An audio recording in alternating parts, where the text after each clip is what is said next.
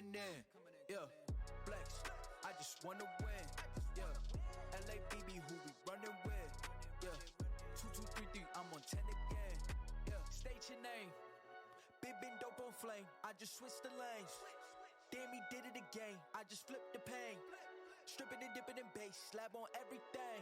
Swimming, you sinking away, cause I got big racks coming. I put my low racks on it. I ain't skip past losses, I had to get back off it. See the Fit Lab on it until they whip my coffin. Money clip, I tossed it, I heard it's big bags on big bags on big bags coming. Coming in, yeah, flex. I just wanna win, yeah.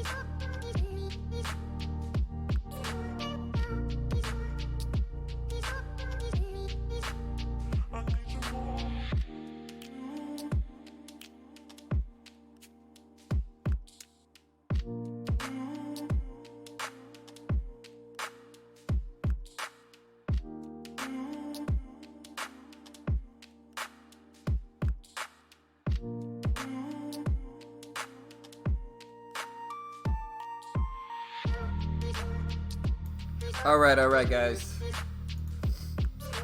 Good morning. How's everybody doing today? It is Friday. I usually don't trade that well on Fridays, but we're going to give it a shot today. Let's take a look at what's moving in the market. First things first, we could look at Sono here, S-O-N-O. A lot of people have been talking about this one. Made a big run yesterday. Thank you. But yeah, we're going to watch Sono here. Sorry, let me fix the volume bar here. We got stamps.com moving kind of crazy here. STMP, nice little gap up there. We're gonna watch this one. We also have what else? We've got Disney going crazy. Gonna watch Disney making some nice moves here. We've got FSLY gapping up a little bit. We'll watch that one. Just depends on what the spread is. We got Yelp gapping up some. We got PLNT. I'm assuming most of these are earnings, is what I'm assuming. Earnings, sales results for the third quarter is what I'm assuming. We got WWE. We got Sono. Like I said, we got WKHS. Then we got the overall market here. You know, WKHS actually looks interesting. Look at WKHS. I think this one might be tradable. Let me see what my account equity is at too. Because yesterday I had a really nice $220 win. $220 win yesterday. So I'm almost back to 700. Close. And so really nice win. You can see, everybody can see that. Almost back to 700. We're gonna see, like I said, I really want to break $1,000 in profit, and so I've been taking some bigger swings with my system, and I've been pushing towards, pushing more towards that $1,000 in profit level that I'm really kind of striving for. There we go. All right, so what's up, guys?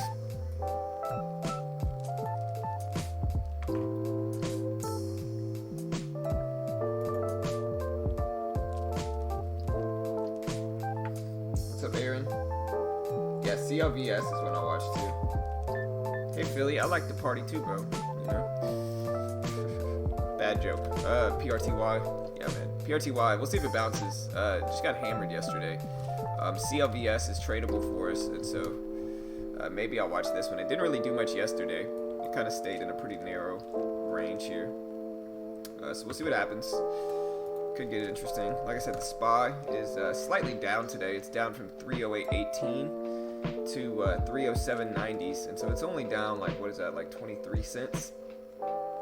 And so relatively insignificant move. We'll see what happens with it though. As for gap downs, we got A and AB. We got MED. We got TDC. We got GDOT. We got ALTR. So we got a few gap downs that we can watch. But yeah. Z, which is Zillow. I hate Zillow, I really do. As a real estate agent here in Texas, I hate Zillow. Zillow's a scummy company, in my opinion. Of course. But Disney. Ripping up here, we'll see what happens with it. The music's too loud? Is it really? My bad, guys. I'll turn it down a little bit. There you go. Is that better? Let me know. Sound check. Listen, so I got headphones on, and then it's like I got headphones on, and I'm like watching it on OBS, and so it's like a little bit different for me. So just let me know.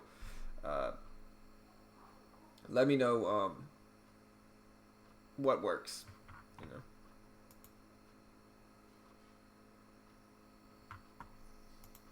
My bad, guys. That should be better. I mean, I think that's the end of the playlist anyway. I'll start over some jazz, and we'll play it slowly and quietly. How about that?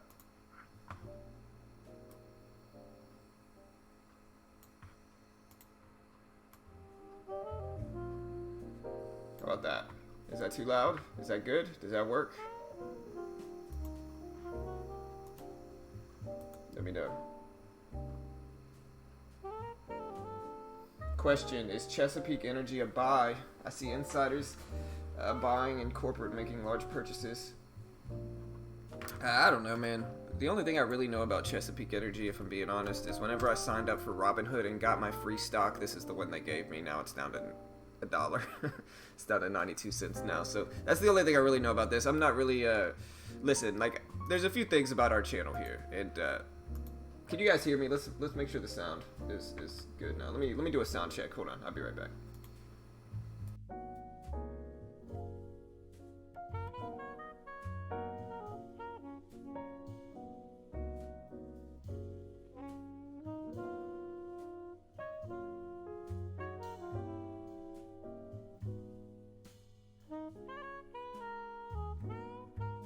So yeah, that's good. The sound sounds fine. You can definitely still hear me, and I'll pull the mic a little bit closer if that's going to help a little bit there as well. But yeah, the big thing about our channel here, like we don't give stock picks. I can't tell you whether it's a buy overall. Like, we tend to prefer to just kind of react to what the stock actually does instead of trying to predict what it does. And I'm not saying you can't predict what it does. I'm just saying us over here, we're not in the stock pick game, if that makes sense. And so we're not gonna. I don't know whether it's a buy or a sell, man. I don't want to tell you the wrong answer, because I could say yeah, it's a buy, and then it could tank, and I'd feel bad about it. Or I could say vice versa, no, it's a sell, or it's a hold, or whatever, and it could go the other way, and then I'd feel bad about it. And so I'll just be real and just say I don't know, man. I have no idea. We're definitely not long-term traders, and so me specifically, especially, I'm mostly short-term scalping. And that's been going really, really well. Like I said, yesterday I made like $220 scalping short term on can't remember what the stock was that I traded yesterday. Yeah, HPQ I made some money on this week as well.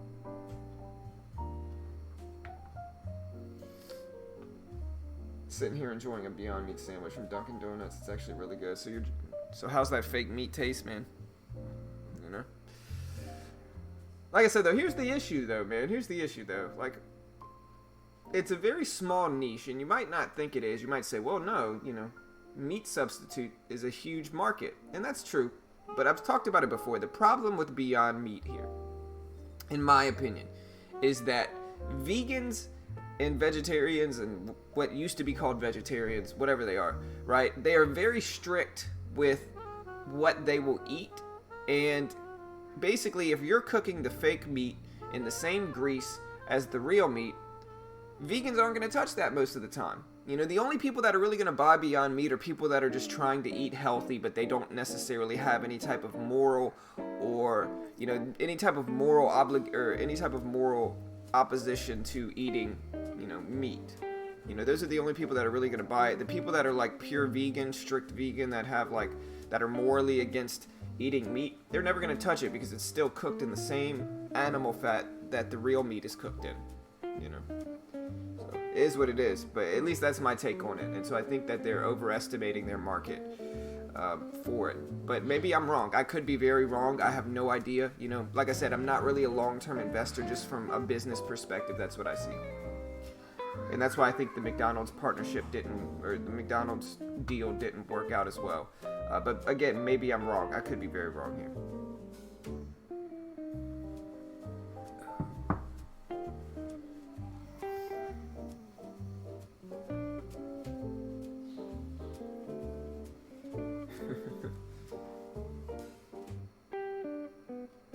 Is party short or long? I don't know, man. Party dry. I guess I kind of see it as a long.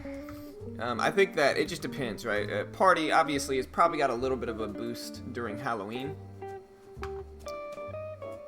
Or maybe not, man. This thing just tanked during Halloween sales. It's so interesting. You have to really question, with stuff like this, you have to really question how much is Amazon killing the stock? How much business is Amazon taking from these retail stores, specifically in this case, Halloween and costume and party stores? How much business is getting taken away? And I dare to say it's probably pretty substantial. But again, this is a pretty serious drop. I mean, it's a big drop. I really don't know where it's going to head. I guess I would be long biased with it because it's just dropped so much already. And it's a staple in the party supplies world. So I guess I would be long with it, but, who knows, man. This thing could just tank as well.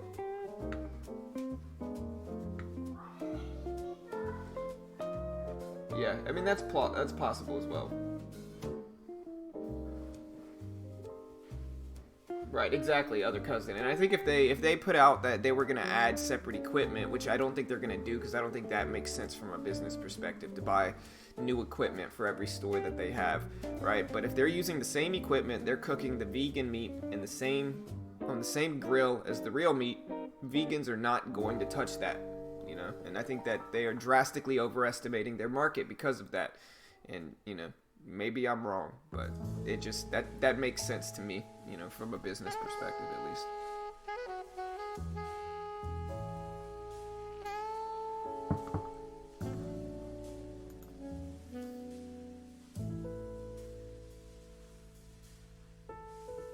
Yeah, man, we'll see, Scott. It's interesting for sure. But yeah, so Stamps is at the top of the list here. STMP. Stamps is at the top of the list. Nice gap up. Here's the thing. We have a lot of gap ups, and I'm assuming these are from earnings, revenue, sales results, third quarter results. I'm assuming these are, you know, quarter results that are coming out. But a lot of them are not the best volume, to be honest. Like Stamps even. Stamps, not great volume. Recently, DERM is popping up on here, and so I'll watch DERM. This one used to be tradable. I don't know if it still is or not. It is. So DERM is tradable, so maybe I'll watch this one. This one's not bad. The volume's still not great. Like I said, you know, we're getting a gap up, but the volume's not great. But I do like the range of DERM. I have traded it with fades a ton with DERM, and one thing that's been working very, very well, like I said, like look, if we upload, like I can go ahead and upload my trades from yesterday. I'm trying to remember the stock I traded yesterday. I can't really remember what stock it was. And so I'm just gonna upload yesterday's. I can't remember what stock it was. I'm having trouble. Yes, trades. 11.8. And so yeah, I'm trying to remember the name of the stock I traded yesterday. It's in the Discord, but I want to see the stats from it anyway. So if you guys want to see this, you can.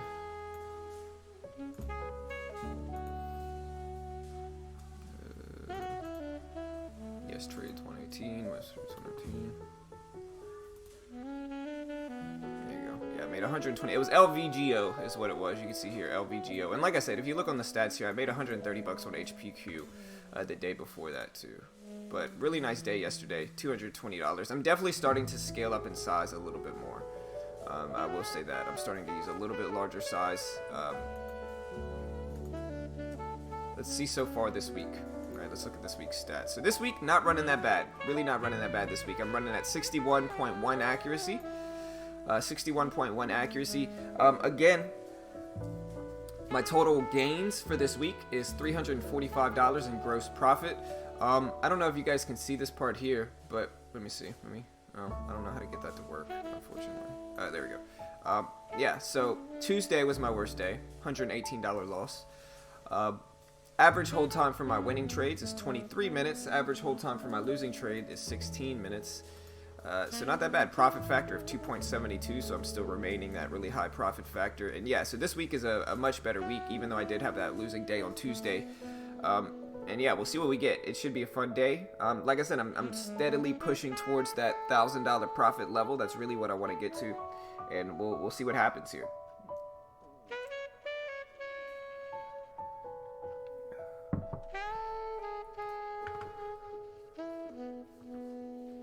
PCG. But yeah, watching DERM. I'll go ahead and post my watch list, I guess, here.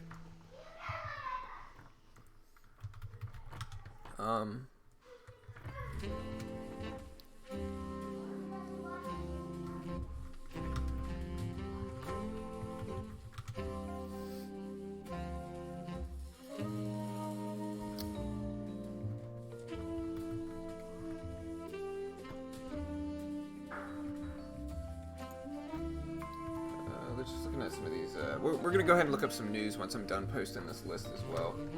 What's up, Maestro? Nice, Netron. Hey, man, then you and I are pretty close then, bro. I made 220, you made 230, man. Why you got to one-up me by 10 bucks, man? It hurts. That hurts. But yeah, not a bad day. We'll see what we get. We got some fun stuff that's moving here. We got a GoPro on the list too. Yeah, so that's my list. We'll see. I might be missing a few stuff here, but that's my list so far today. But yeah, let's go ahead and look up the news. Or let's see. We'll give it a second, but we're gonna look up some news.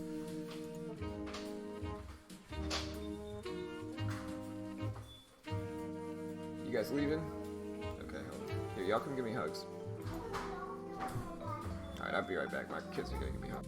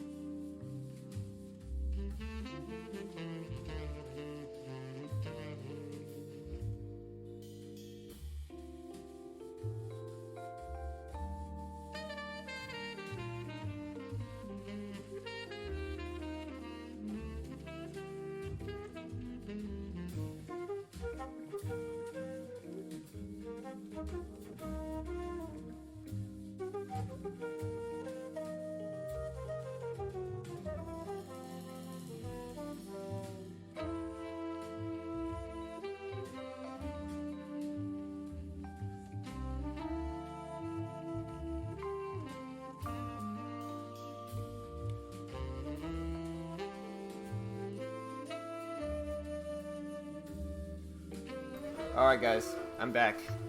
Alright, but yeah, looking at the SPY. SPY's down slightly today, but it's been a really strong few weeks here. We'll see what we get with the overall market. Love y'all. Y'all have a good day. Alright. Sorry, gotta give my kids a hug goodbye.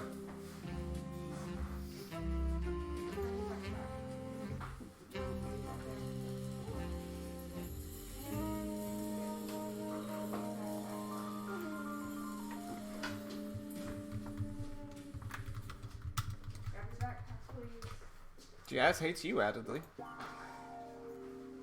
Everybody else likes jazz, man. You gotta feel the jazz, man.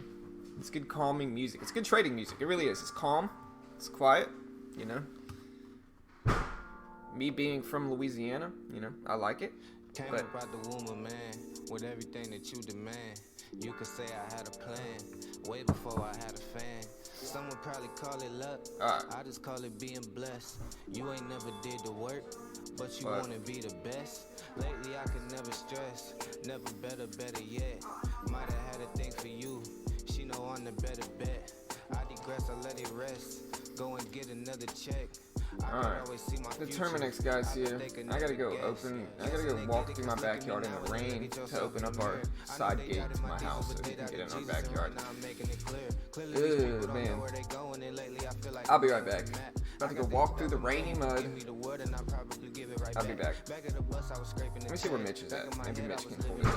Back at my job, I was losing the focus and trying to find ways to get back to the mic. All of this working ain't working, I feel like a liar and I cannot lie to my soul. I know the truth universal, so don't let me tell you. I know that a lot of you know. Spilling pieces of a poet, don't you know it? I'm the real thing, baby. Alright, I'll be back, guys. Give me a second. I'm gonna run. Here. I'm gonna run in sweatpants, but I'll be back. Spilling pieces of a poet, don't you know it? I'm the real thing, baby. And if it don't make $1, then how could it make a real change, baby? Came up out the womb of giant. You a lick and you a client. Now you got so much to say. I was hurting, you was quiet. Glory is as glory does. So you know the story, love. Never thought he'd be a legend. He was always sure he was. You was always naysaying. Some things never change. Spiritually, I never age. Feeling like 11th grade. Junior me, proud of me. Standing tall, towering. Doing things I never do. If I was living cowardly. Sushi roll, sour D. Song 3, hour 3. I don't even go to sleep. Know the Lord empower me. Wake them up, they sound asleep. They gon' hear the sound of me. When the money getting up, truly ain't no down in me. Finally really get it, cause look at me now and then looking at me from the picture. They probably thought that I need them or thought that I keep them. They lucky if I even miss them. Thinking that you got me figured, you figured it wrong, but it's okay, I truly forgive you. Lately I ain't got the time to be picking no fights when I'm trying to pick from the menu. Spilling pieces of a poet, don't you know it? I'm the real thing, baby. And if it don't make $1, then how could it make a real change, baby? Spilling pieces of a poet, don't you know it? I'm the real thing, baby. And if it don't make $1, then how could it make a real change, baby?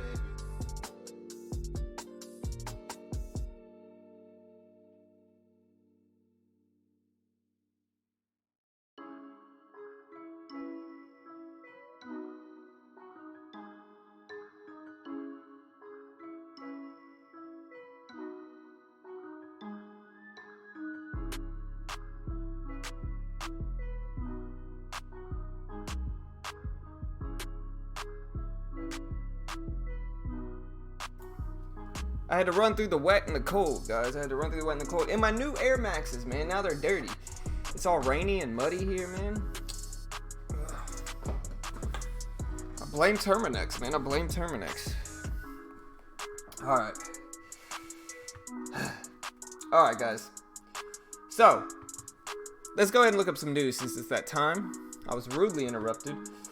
Alright.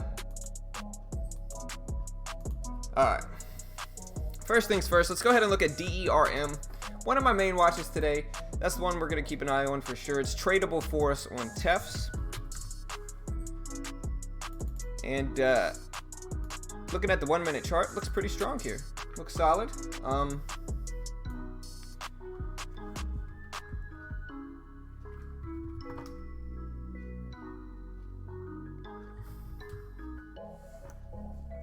Here we go.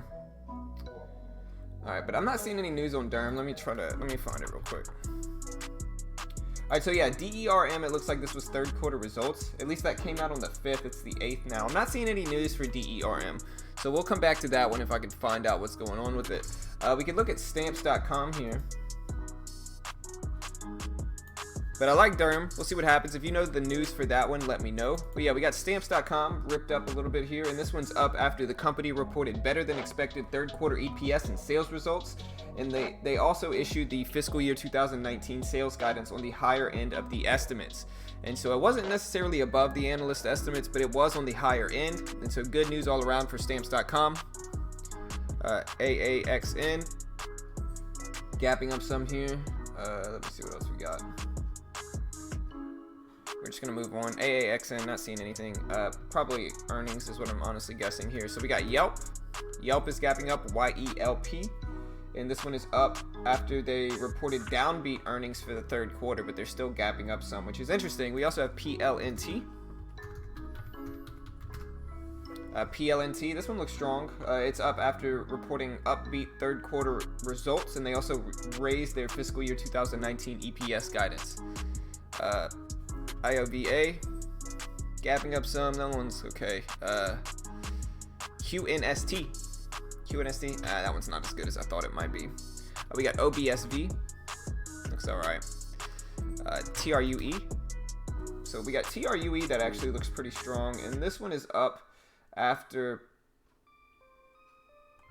the company reported better than expected third quarter sales results, and they also issued fiscal year 2019 sales guidance that was above the analyst estimates for them. So we'll see what happens with that one.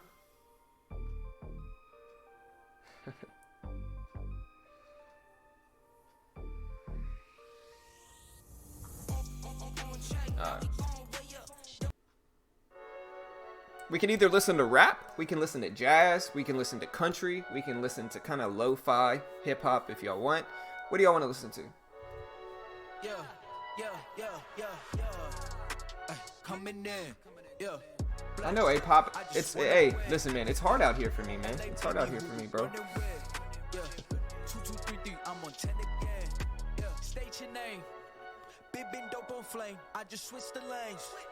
Damn, he did it again. I just flipped the pain. Stripping and dipping in bass, slab on everything. How can y'all hate on jazz, man? Jazz is like quiet. I got big racks coming, I put my low racks on it. Yeah, you can set up hotkeys. Alright, so we got one person that said F jazz, then we got another person that suggested jazz. We got punk rock, classic, 2 jazzes right now. Yeah, just put the music you want to listen to, put the genre of music you want to listen to in the chat. The person with the most, or the genre with the most votes wins, and I'll put on that type of music, as long as it's something that they actually have. Bitch, I'm active. If you never heard of Ben Dope, he just napping. Jackson's off the rapping. Keep it on my body, bitch. I'm broke if you asking. Don't gotta sell him, most Cialis flawless. Broken wrists as long as it is foreign. Heard you want it cause the yam's enormous. What's an ass since she isn't gorgeous? Live my life, last name of Morgan Freeman. Trying to touch a forest. Do not know when knocking on the door is. Alright, guys. I came in, did it like the Porsches coming in. Yeah, flex. I just wanna win. Yeah, LA BB who we running with. Yeah, 2233, I'm on 10 again.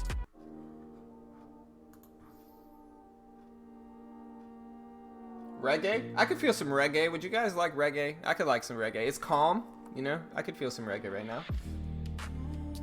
K-pop? Nah, I ain't doing K-pop. I gotta reject that one, man. I'm not feeling that. You guys gotta understand, it's not gonna be any specific song because it's royalty-free music, and so you're probably not gonna have heard any of the songs that I picked, but there's lots of genres to pick from. Anyways, let's go back to looking up news. I mean, you guys are distracting me. Everybody's hating on jazz in here, man. Alright.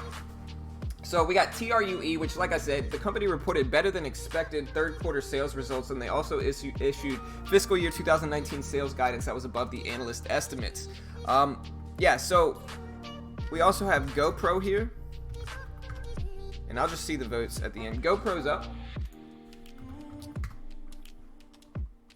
So positive third quarter results that beat expectations, and they upped their profitability outlook. And so GoPro's looking strong. We'll watch GoPro. I don't really have good results with it most of the time that I trade it. We also have Zillow here, which is Z. And like I said, as a real estate agent, I don't really like Zillow. I think with some of their marketing and advertising, it's kind of scummy, if I'm being real about Zillow. I don't really like Zillow as a real estate agent. But looks like they put out third quarter results that were positive, and so that's what's going on with them. We got MNST, and then we can look at some of these down gappers before looking at the overall market news here.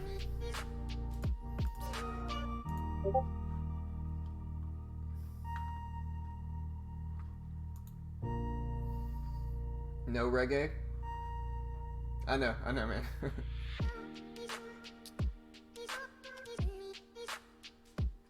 Right, I mean, I'm gonna have to make that same assumption, Craig. Anybody that doesn't like jazz must be a terrible trader, 100%. You know.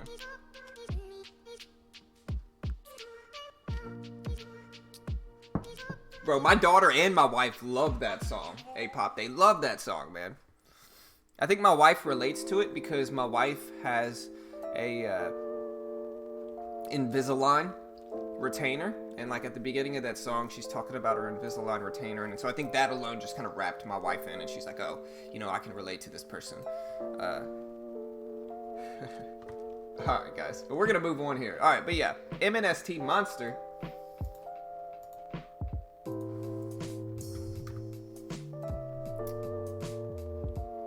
Monster, let's see what's going on with this.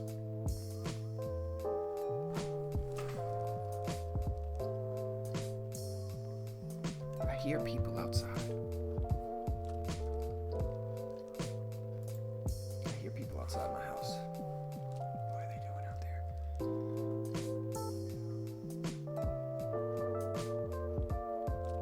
My window's right there. I hear them outside.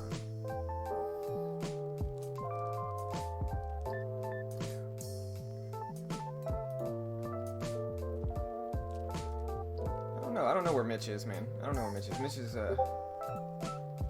Mitch just posted it.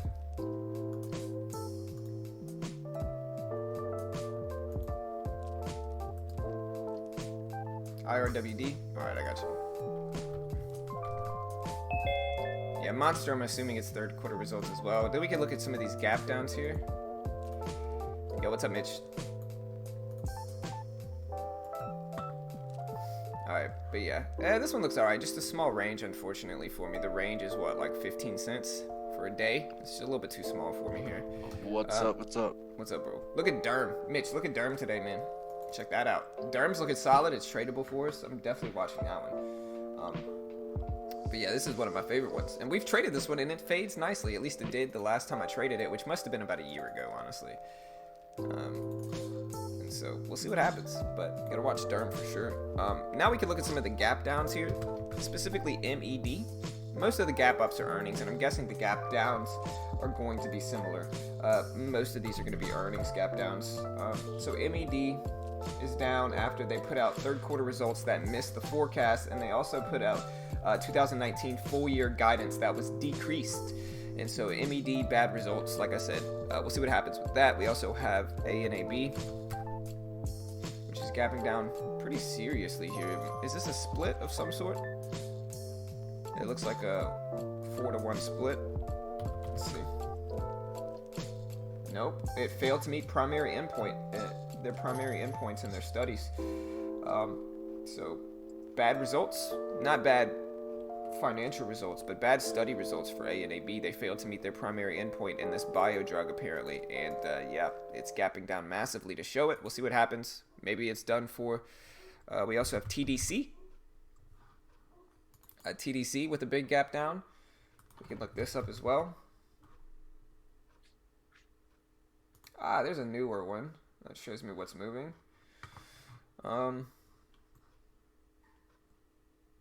Yeah, TDC is down after the company reported worse than expected third quarter EPS and sales results, and they also issued 2019 EPS guidance that was below the analyst estimates. So we'll see what happens. All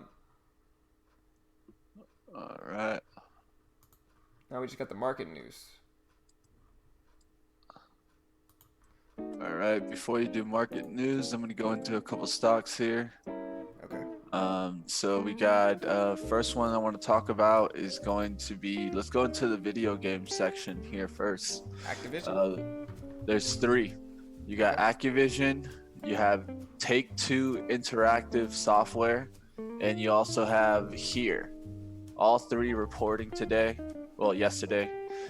So the two that have kind of, Activision had kind of I would say in the middle earnings, not too much of a beat, but it wasn't anything negative. It's just kind of in the middle, just kind of going with the sales. The only thing that was bad for Activision was Fortnite was actually not as good as expected. Good. And so that's one of the negative things for Activision, but definitely going to watch this one as I think it's going to be in play today. Another one that we can take a look at is going to be Take-Two Interactive Software, TTWO. This one actually halted at the close yesterday. It actually halted right before the close and then got knocked down. But if you actually look at the earnings are actually positive. They raised their guidance. And they raised their guidance from 2.7 billion to 2.8, from 2.7 to 2.8 to 2.9 and over $3 billion. So I think this one is definitely looking bullish on the day. Has support and resistance that's going to act up at 120. All right, and then if you go into the negative one is HERE. Turtle Beach definitely struggling and has a huge support at 850. 850 is going to be the huge on a daily support. If you guys don't remember, HERE did a split to try to get above this level last time, and that's how I got above this level. I think it might knock down through this level and start getting to become a penny stock again. Turtle Beach? I don't know, man. I think Turtle Beach might be here. It's hard to tell because here's the thing. Turtle Beach had a good niche when they first came out, right? As a video game player, Turtle Beach had a good niche. They had these really high quality headphones that allowed you to hear all these different sounds in the games that you were previously really unable to hear well. And so a really good niche. But as competition started to rise, as with anything, Bose, you got all these different brands of headphones, and so naturally their sales are going to go down when competition heats up. And it's just about whether they're going to maintain the kind of authority in that niche. And we'll see. It could be interesting. This is exactly what's going on right now. They're not holding their share. Gross margin is down from, it was at 41% last year this quarter, and now it's down to 32.2%. And that's one of the biggest ones that they look at, guys, is how much money they're making. And their money itself has gone down almost 10%. Oh, I also forgot to go over Disney today. Have you seen Disney today? We're going to Disney. Okay. I'm getting there. Oh. That's one of the stocks. I just wanted to get through the video game section because that's actually big today, guys. Video games is not as the biggest gappers or the biggest move, but definitely going to be one that's going to be in play today as they all reported earnings. Okay, so then we can move on. If you want to go bigger first, we can go a little bit bigger first. We can go to Disney. So Disney, as we all know, it's moving on sympathy, I think, mainly. It's not mainly these earnings. It's everyone buying it up for the Disney Plus run. Yep. When I still remember when I first started trading, guys, is when this Disney Plus kind of rumor started in the first place. And that was back when Disney was kind of getting low on the daily chart. I remember on the daily chart, we were underneath $100, and everyone was looking at Disney to see if it was going to be an over $100 stock. And really, this stock has been heading really high, has now price targets above 150. And I think that's really the key here, is now we're getting actually targets to tell us that this is heading over 150. And I feel, at least, just because the way that they kind of innovated their stock itself, Disney was always viewed as more of a kind of amusement parks and a whole different segment than what they're getting into now. Now they're going to be leaders in content and really try to push the subscription-based model. And I think this is going to do them well. They have great business and strategic partners with Verizon. And I think that's also mentioned really big in their earnings. And the reason they mentioned that big in their earnings is because the reach that Verizon has is going to give them a lot of customers up front. And when you get that customers up front, investors really are happy, because at the end of the day, the only concern is how fast are you going to get the subscriber rate away from the major providers like Netflix, Hulu, and Roku. Plus, yeah, and I mean, I think they're going to have a huge edge, and I think the way Disney built their plan around Disney Plus was a very smart way to do it. Number one, Disney owns Star Wars now. If anybody forgot that, Disney does own Star Wars, and so what they are debuting with this new streaming service is what's essentially going to get me to buy Disney Plus as well. I mean, regardless of the fact, I have 2 kids anyway. 2 kids are going to love Disney Plus, but I'm going to be watching it for the Mandalorian Star Wars series that comes out, because that's kind of my daughter and I's thing. We watch Star Wars, and so I'm going to be buying it, and I think that's going to be bringing in adults as well. It's not just going to be for kids, because adults are going to want to watch the Star Wars thing. And the way they organized that was a very smart move, in my opinion, with debuting it with a huge, market of Star Wars fans, with The Mandalorian, the series that's coming out, the Star Wars series. And so I think that's going to boost the numbers dramatically if it hasn't already, and I think that's going to help it succeed, from the get-go. Aside from the fact that, I mean, it's Disney, but, I think that's going to help it succeed. Definitely, and then we can move on a little bit here. We can look at other stocks here. I have Zillow. Yeah, man. Z on the upside. You guys can see that on the Gapper scanner. I think this one's fun to watch today. Definitely, I had a kind of, first I had a lower price target to 63, but then it traded higher on reported expected quarter 3 sales. Yeah. So we're gonna see if that's gonna get better sales today. They report at the end of the day. I think this one's very important to hold 36. But if this one holds $36, you can see it back up there around 38s. Has a huge resistance at 40, and going to be really interesting today. I think this one is tradable, has a good range, and going to be in play today. Z. Yep. Another one that we can look at. Let's go into what a lot of people look at, which are penny stocks. This is one of the ones that I like. Workhorse, WKHS. Yep. Okay, so the thing with WKHS is they got kind of negative earnings,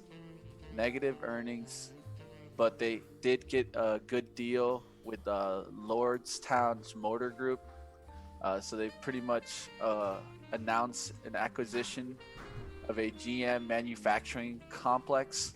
So essentially, they're going to be able to take the complex of GM, which is an already established automotive plant that has already produced 16 million vehicles to date. So this is just getting them ready and kind of getting them positioned correctly so that they can achieve greater speed in the market once they start merely kind of producing the prototype, which is their kind of the automated trucking. And also they have they call it the endurance pickup truck. I like the name. Wait, what is? Oh, the endurance pickup truck. The endurance pickup truck. It has endurance, man. Yeah, man. Can't test it. Can't question it about endurance when it just tells you that's the name. Right. It puts it out there. No, but I think that's one interesting. It has a conference call that's scheduled at 10 a.m. and earnings were released today before the market. So with both of those things occurring, I'm definitely going to keep an eye on WKHS as today's mover. Yeah, I'll keep it out of it for sure. As long as it's still tradable. It should be. It is. Yeah, it is good. Yeah, WKHS tradable, CLVS is tradable, and DERM. And so those are the cheaper stocks that we've been able to trade on TAPS lately. And specifically, DERM is probably the best looking stock, in my opinion, in pre-market right now. It's making the biggest percentage moves. It is having solid amount of volume, a really nice gap, and an interesting daily chart. And so, could be fun here. My last stock for you guys to try to get you guys some information here. Last one I like today is Gap, GPS. GPS today, shares fell 8.8% to 16.58 in pre-market trading. Really bad news, I think, in my case. Gap's president and CEO, Art Peck, is stepping down immediately. The company said in the statement on Thursday that the company also updated its adjusted EPS expectations for the whole year to be lower. So pretty much lowering guidance, and the CEO stepped down. Not good. Those are two negative things. Yeah, man. It's not great things when your leader is getting fired essentially or pushed out, and then also your guidance is being lowered. So this is one I'm definitely watch. It's a huge resistance at $20. I'm going to be looking for what we call like that green to red move, because I feel like it pushed down a big amount. It's going to bounce here, and then the real key price point for it is going to be if it can get back underneath $17. Yeah, I like this one, and I missed it. I didn't see it this morning either. All right, guys, and that's going to be my stocks for the day. So let me go ahead. So now that Mitch is done with his, let me go ahead and look at the overall market news today. So first one I'm going to look at, or let me find the market news. Hold on. Usually they'll post it at the top of one of these. If not, I can just look it up manually. Stamps, probably stamps. Yeah. So. I'm just going to look it up the old-fashioned way. Look at the SPY. Alright, so, ETF preview for this morning we have, and this is from MT Newswires, and it says, quote, U.S. stock futures were higher ahead of the market open as upbeat earnings from the Walt Disney Company helped brighten market sentiment. However, conflicting reports on the progress of trade discussions between the U.S. and China had kept gains in check. On Thursday, China's Ministry of Commerce said two countries had agreed to remove the tariffs in phases, and an unnamed U.S. official was cited by Reuters as saying the condition would be part of the first phase of the trade agreement.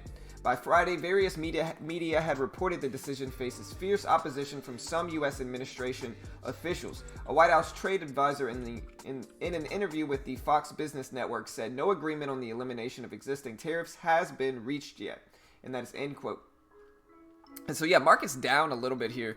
Not a ton. It's a relatively insignificant move here, but it is down. We are down slightly.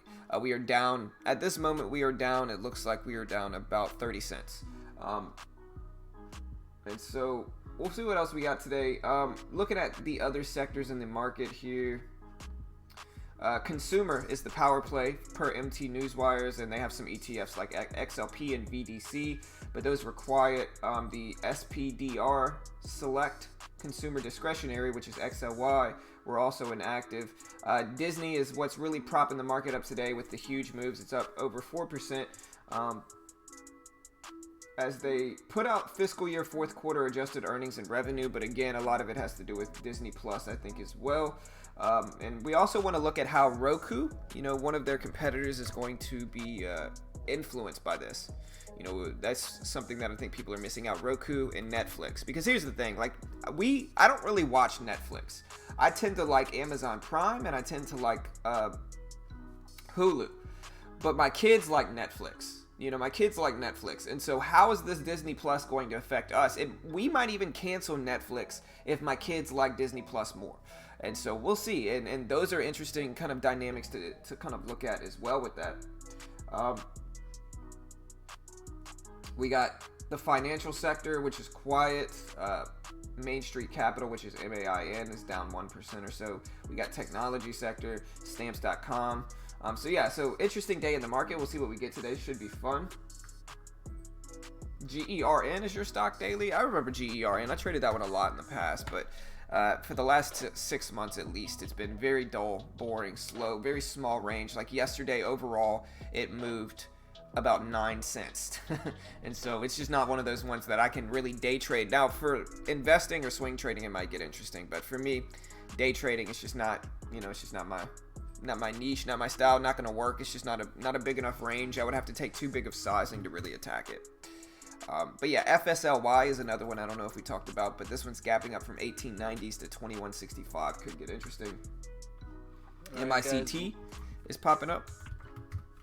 Another penny stock, True, better than expected earnings. Yeah, I think we looked at that one too. Also, guidance up. Yeah, it's $4 stock. Just want to mention it. I know we got a lot of penny stock traders out there. Yeah, for sure. Yeah, I think we went over that one too, though. I think we went over that one. We went over what was the other penny stock that was moving?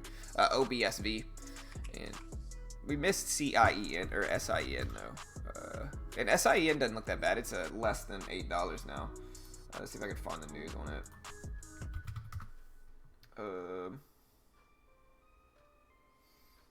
Yeah, this one's up after a good fiscal year 2019 sales and guidance that was above the analyst estimates.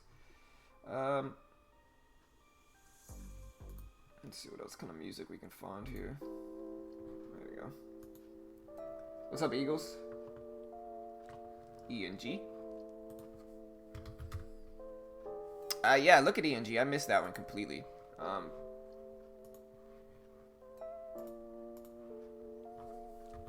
Yeah, but ENG, if you really like specifically penny stocks, like close to penny stocks, this one's $1.38. ENG is ripping up here. We have some more market news. ENG is up after third quarter results, or no, not third quarter results. It signed a $20 million plus contract to supply modular hydrogen plant for renewable diesel facility.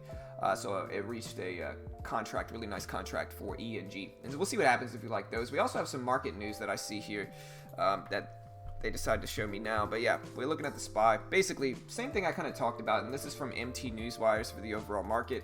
It says, quote, U.S. stocks were set for a cautiously lower open Friday as traders remained sidelines amid uncertainty surrounding the White House's plan to roll back tariffs on China. Dow futures were down 0.2%, S&P futures are down 0.1%, NASDAQ futures are down 0.2%. Reuters also reported that the interim agreement between the U.S. and China to roll back tariffs was facing internal opposition in the White House. Oil prices fell. Global benchmark Brent crude down 1.6%, and U.S. West Texas Intermediate down 1.7%, erasing gains from earlier in the session after China said it was rolling back tariffs on U.S. goods.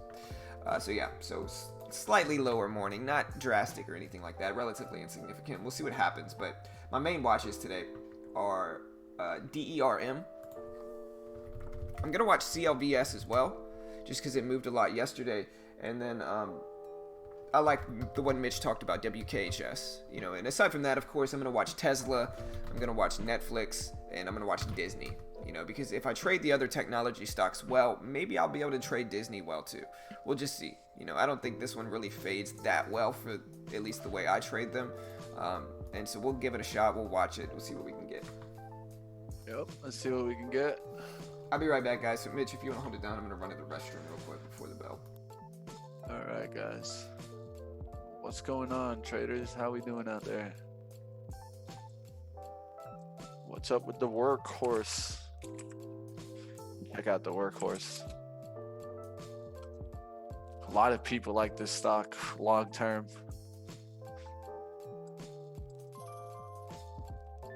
As you can see from the IPO, it's tanked.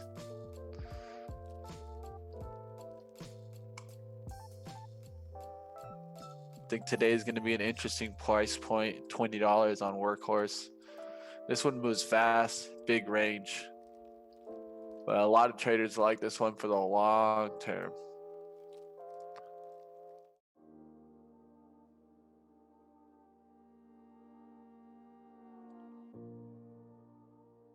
All right, let me catch up with the chat. I haven't even taken a look today. Let's go ahead and take a look here. What's going on, everybody?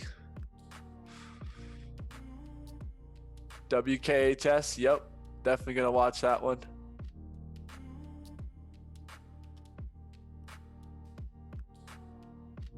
I like that one for sure. DERM, like that one.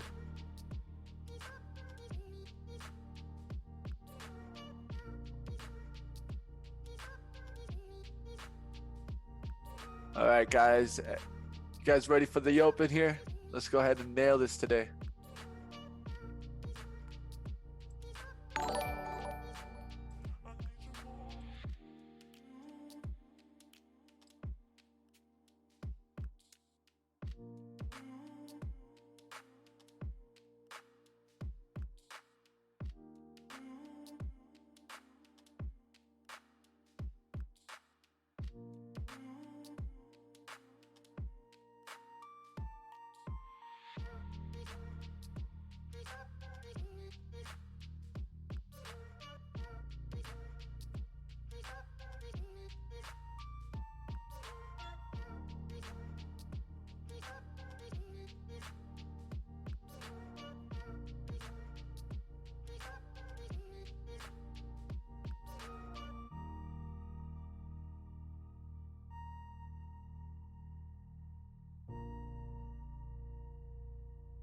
All right, guys, I'm back. Sorry, I had a little sneezing attack there. All right, let's get ready for WKHS Open. I'm in agreement that we might get a pop out the open of this one. I want to see it rip back above $3. Let's go ahead and take a closer look here where we can find support, where it should hold.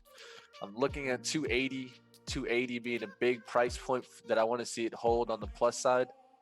So I want to see it hold on 280s. Come back up through the $3. We got a high resistance here of 344s. So a good range today on this stock. I'm going to definitely keep an eye on it. Hey, appreciate the sub, Jay. Welcome to the team. Appreciate it. Remember, guys, hit that subscribe button. We do this live for free every weekday morning on YouTube. And so if you appreciate what we do here, hit that like button, click that subscribe button. If you click the bell, you'll get a notification. Oh no, my headphones are gonna die. If you click the bell, you'll get a notification every time we go live. For these 3 minutes before the bell, I'm going to charge my headphones, apparently, since they're about to die, I guess. So I'll be right back, guys. Yes, gonna look at DERM also. I agree with that one. Definitely keeping an eye on that one.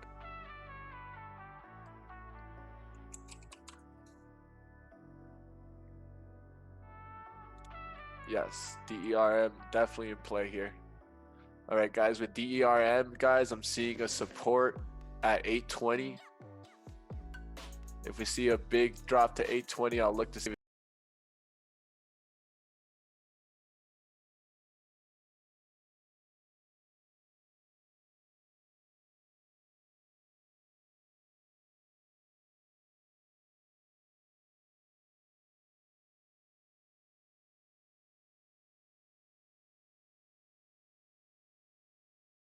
Volume there at the bottom there, guys, at the 280s. It just did get some volume there. Gonna keep an eye on this one. All right, let me know how it sounds, guys. I had to put Mitch on the regular speakers because my headphone's dying. I'm gonna let it charge for about 10 minutes. It should be fine, and I'll go All get it in a right, second. But traders, let me know how it here sounds. we go. 9:28 here, almost there. About a minute and a half towards the open. I'm gonna definitely take a look at this, guys, and let's go ahead and nail this. Here, there's a drop, big drop in DERM, and some bag buyers starting already.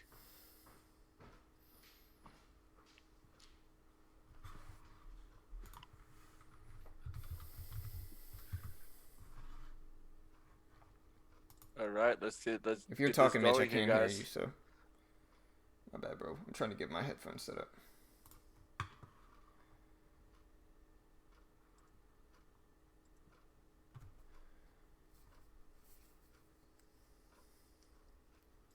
All right, team, we got 1 minute. 1 minute.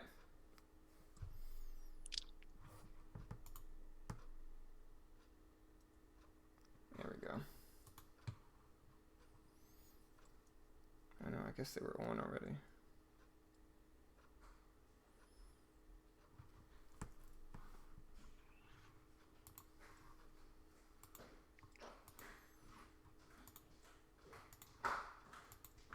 All right, guys, we got less than a minute. Sorry, guys, I'm All right, traders, getting slacking a set little bit up with my here. headphones. We got Ready about to 20 hear the seconds, bell. guys. We got the bell in about 20 trying to seconds get my here. headphones Good luck, connected everybody. here. Keep working on your systems. Remember, it's not one trade that makes you, it's the system.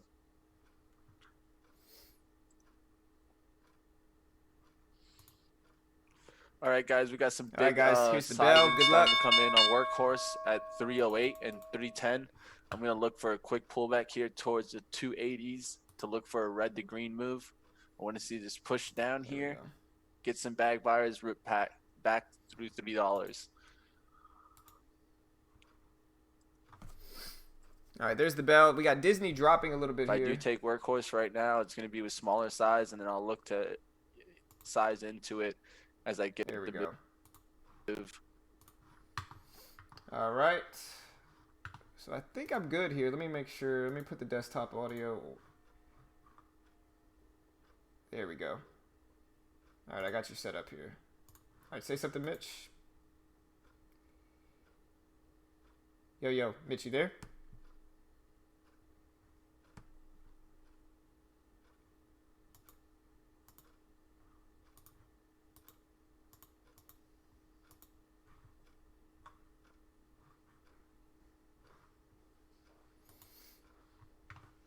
All right, say something, Mitch.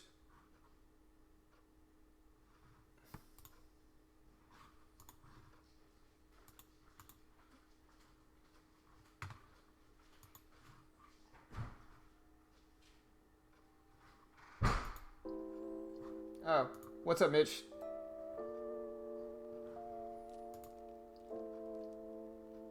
All right, I got it working. Say something. All right. I think it's working. Can you guys hear Mitch? Let me know, man. Sorry, guys. I'm slacking. My headphones are dying, so it's kind of messed me up, but...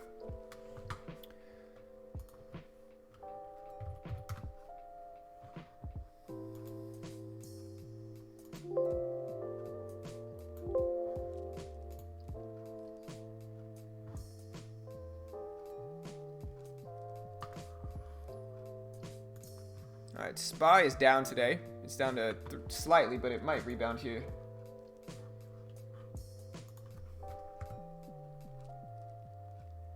Can you hear me, Mitch? Okay, good. Because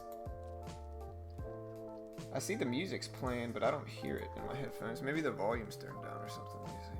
Well, no, I can hear you, which is strange. Let me see. Let me pause the music and make sure they can hear you, I guess. Say something? Yeah, I don't know why it's not coming through. Desktop audio, properties. Yeah. That should make it work.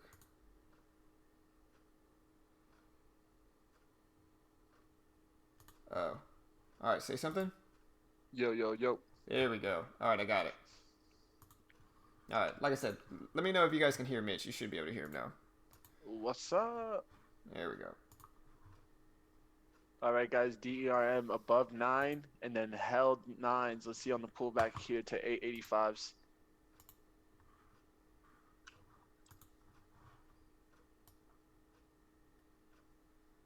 I still can't hear the music though, which is weird. Oh well. I have to pause the music for now until my headphone charge a little bit. Alright, like I said, let's test it one more time, guys. So you guys can hear Mitch, right? Say something, Mitch. Yo, yo, yo.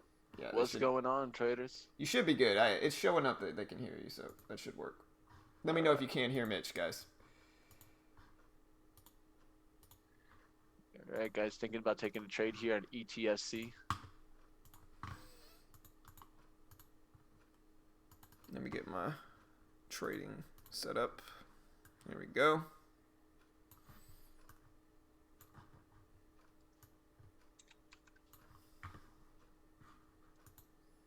The VKHS there now up there to the 330s. Can look for a pullback in this one.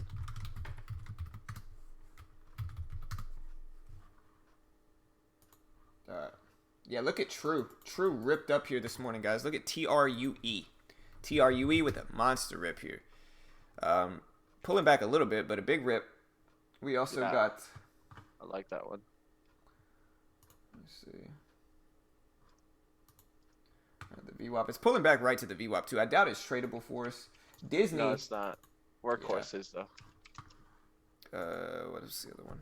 DERM is the one I was watching, too. DERM pulling back some here. I'm going to wait and try to let them pick some trends here before I really start to get involved. Get super involved with these. I like the amount of volume that's in DERM, so I'm going to look for it right here. See what's going to happen here on this bounce. See if it's going to get above $9 here. If not, I might short at $9 and risk right above it, 9/10. I want to see a big rejection there at that $9 level. Yeah, I was thinking about shorting Disney, but I think with the Disney Plus coming out, I don't know if I want to mess with it. Yeah, CLVS is ripping up here, and this one is tradable for us as well. It's pulling back to the VWAP, but it may bounce right here at 440s. There it goes. There's the bounce.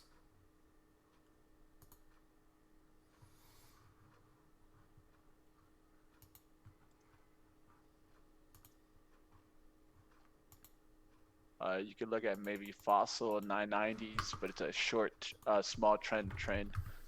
Only 10 cents. Look at Stamps. I mean, Stamps, it's a beautiful fade here, but the range is just so huge right now. You know, this pullback in 1 minute has went up $4. And so... All right. So we just got a big rejection off that $9 mark there for DERM. Let me see. If I take Stamps, it's going to be with like 5 shares, 8 shares. I like the VWAP bounce play for True, but we can't trade that one on TradeNet. But for you other traders out there, yeah, I do like that one there.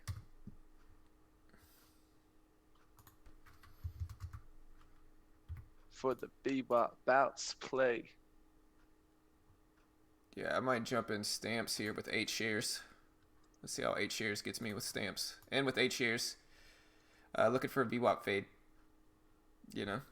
But weird, interesting position just because it's 8 shares. All right, it's guys, actually moving some too.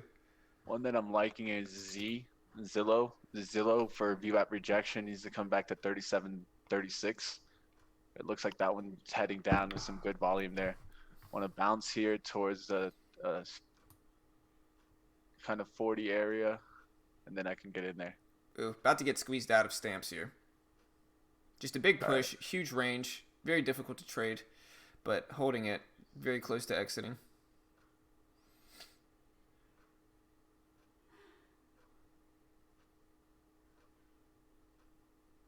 All right, DRM, it keeps getting bought up here in the 70s. People are thinking that this is going to reverse through the $9 mark. I need to see right now if it's going to go ahead and crack 850s. 850s is going to show me a bearish trend, and I'll try to get in it on the bear side. If this curves through 9, I need to see it break out through 9 and then come back to 9. Workhorse, taking a look at that one also. That one, it just holding at VWAP. A lot of volume got in it at 310s and 316s. So that's the price that I'm looking to see if it's going to hold now. I wanted to get below those 310s, put pressure on those buys, get to $3 and bounce back. Yeah, I'm in stamps.com with just 8 shares, but I'm going to let it work here. Luckily, it's pulling back. This is my risk up here, as you can see, at 95.50. And we are getting a nice little rejection, so maybe I'll add a little bit to it if it bounces back up to this level once I do. If it does continue to flush down here, I might add a little bit. But again, it's not really what I generally trade. It's a huge range, huge spread overall, and just very difficult to trade any significant size. As soon as I got into the trade, I was down like 60, 70 cents. And so, I usually try, especially on taps, I try to stick with stocks that have small ranges. And or not small ranges, but small spreads, and this is just not one of them. Yeah, Zillow is looking interesting, but a big spread there, guys. 10 cents. 10 cents on a $30 stock could be pretty drastic. Yeah, man. Would need to see a rejection happen here on this candle here. Yeah, I don't know why the music isn't working. I know you guys could probably hear it. Can you guys hear this? But I can't. All right. Which is weird. There's the ERM trying for those 9s again. And there's that move down for Workhorse that I was looking for, guys. Down to those 309s. Gonna keep a close eye on that now. You guys can't hear the music, huh? Weird, man. That's so strange. There you go. Tried to break out through 9 again, guys. That's going to be a free price point now. If it flips down below this, 875, I'm going to start looking for shorts. Oh, I know why it's not working. Here you go, guys. If it breaks out through 9 here, we can start looking for a long pattern in this one. All right, beautiful drop here. We'll see if the spread can even out. Keep an eye on here.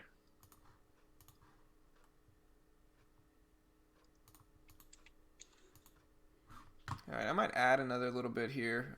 Just a small position, maybe like 5 shares. For stamps. Ooh, big squeeze up. Got to be ready to exit.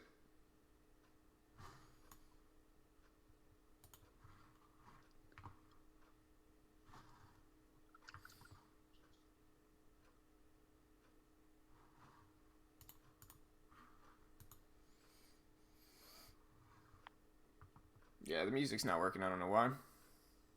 Don't stress it. Let's just focus. Let's nail it. All right, guys. Workhorse getting down to us at $3. We need to see big bag buyers come in there at $3. One that I'm looking at to see if it's going to come back, guys, is here. Here, if it comes back to 880s, 875s, I can take a short on that one based off of $9. Yeah, I'm probably going to get out of this one soon. It's just a huge spread. It's just not what I'm used to trading. I'll let it go a little bit longer, but probably going to get out at if it breaks 95.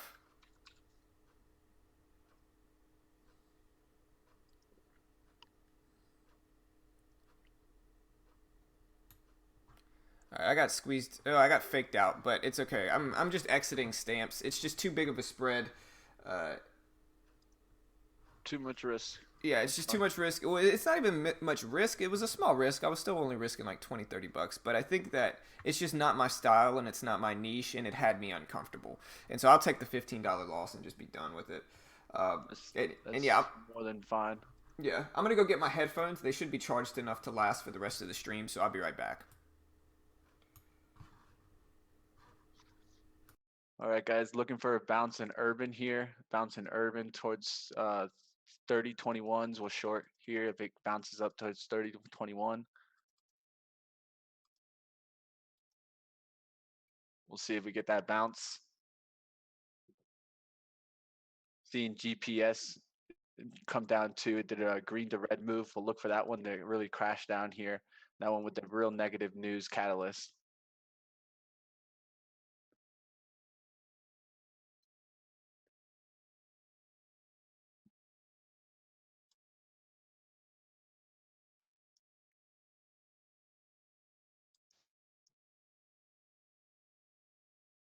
Huge volume in urban that was came in at the close.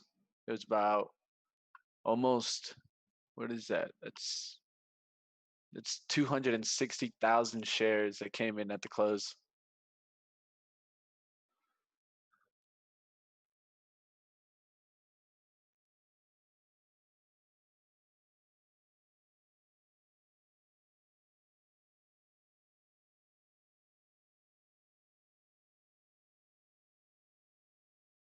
I can learn to understand you much better if I can get familiar with the way you talk.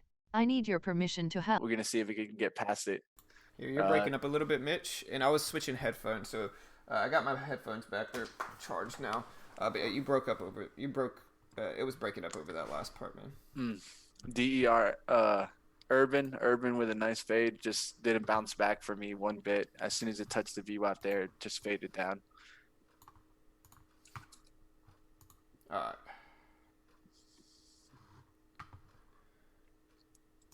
Yeah, another thing is I had to kind of put up my paper. Luckily, I have live quotes, real-time quotes on my paper trading platform because I had to pull up that on Thinkorswim because my regular one wasn't.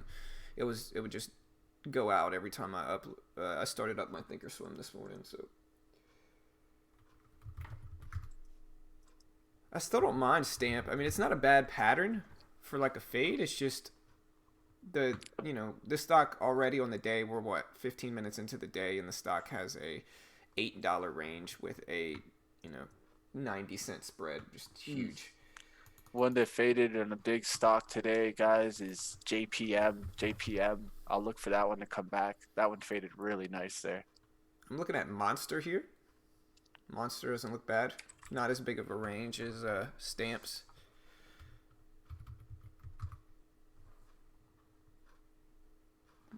Could probably risk off of that 60.25 level, so my risk now is like 50 cents or so. TTWO looking strong, guys. That one had good earnings. We'll look for that one to come back to VWAP.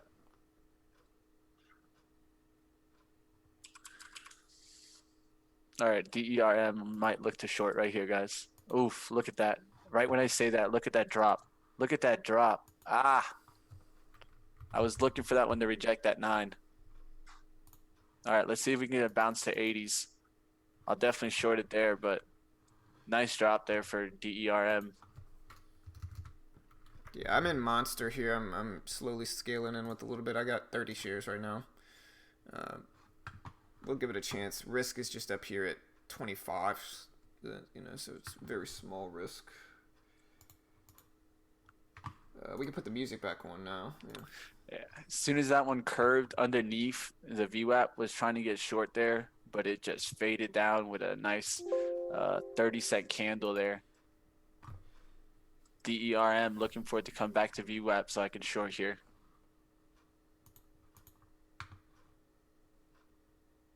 How's the music, guys? Can you guys hear it? No. I wonder why the music stopped playing. TVIX moving down there. Should see maybe a good little rip here in this spot.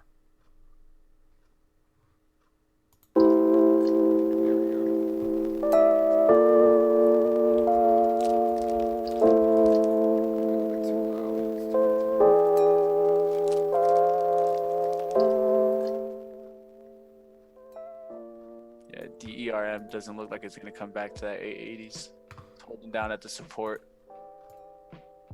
Yeah, I'm about to get out of Monster. Looks like it's about to squeeze me out. I'll give it one more second. All right, guys. There's Workhorse getting some volume again at the $3 mark. Now I'm going to definitely take a look at this one. It's going to watch it on a 5-minute chart to kind of wait for it to develop here. Yeah, let me know how that music sounds, guys. I'm going to get out here. It's breaking my risk. I just got to get out before it gets too squeezish here on Monster.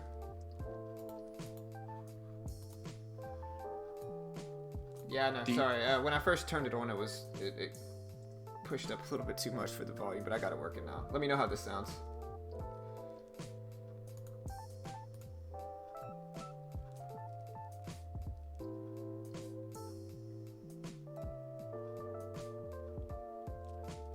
Daily.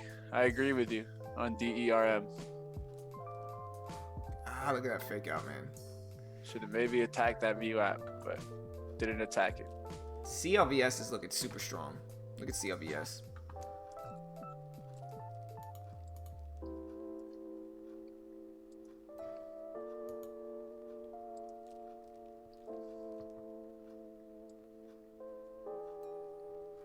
Yeah, man, CLVS is going to the moon for sure. We'll see what happens. Got faked out, it looks like, on Monster. Doesn't look like a bad fade still, but, I mean, I only lost 15 bucks on it. I'll consider it now that it put in a double top there, and I can risk off of that level all day. But, you know, we'll see. Gotta wait. I definitely want it to break underneath the VWAP first. We also got Zillow here, which I don't have the VWAP on the chart. Let me add it. There's the breakdown on DERM. It's a little frustrating. Really wanted to get in there at 880s, and now it's too late. Now it's kind of in the short position. We need a bounce.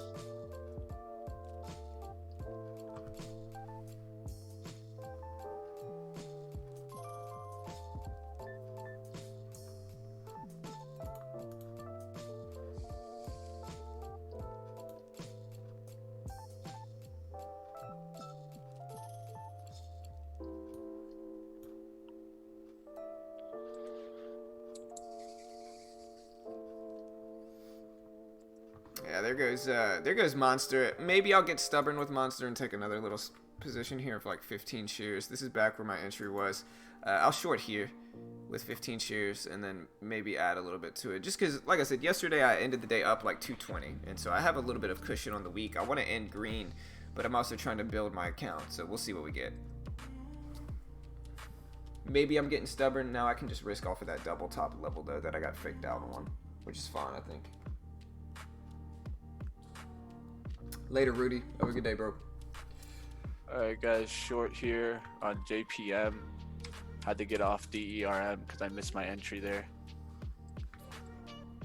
Yeah, I got you. I'll throw you up. 85 risk. Real tight risk here with 200 shares. Right there, broke out. I'm out. $24 loss. Real frustrating. Really wanted DERM. Probably just got in this one because of that. So yeah, AMD, I'm watching that one daily. It doesn't look bad. It's just I'm looking at it for a potential VWAP bounce mostly. I'm in Monster with the small size, but it's just kind of a little, maybe a revenge trade if I'm being honest on Monster. But I still don't think it looks bad. I think Monster faked me out at first, but it is what it is. It happens, you know.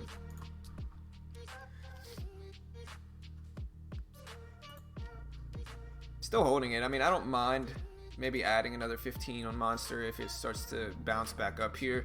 Or maybe it doesn't, and maybe it just flushes before then. But I'd like to potentially scale in a little bit larger with Monster here. There's the drop. And so, yeah, I just got faked out on that first one. But like I said, it happens. Yeah, I don't think I measured the risk correctly in that JPM trade. But it is what it is.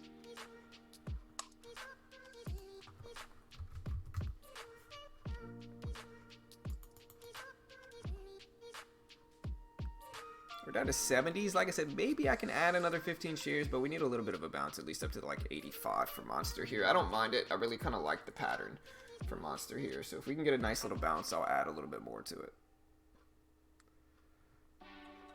All right, got to get refocused here, guys. There's 70s. Gonna add a little bit more here, and with 30 shares now of Monster.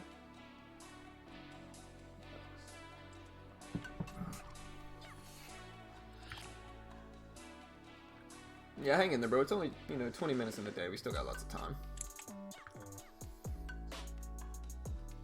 Yep. I got faked out at JPM. Just didn't measure the risk right. Risk should have been 129.90s. And I got in there at 78 and only risked 5 cents, which was the prior high, but it just wicked past that, never stood above that price. So gotta try to stay and measure the risk correctly. Yeah, I made a 220 yesterday at Cola. Yeah, same thing happened to me, Mitch, with Monster. I mean, I jumped right back in it. Maybe it's the wrong move, but once I put in that double top, I kind of got faked out. Like down to the very cent, I think, you know. So it happened to me too with this one.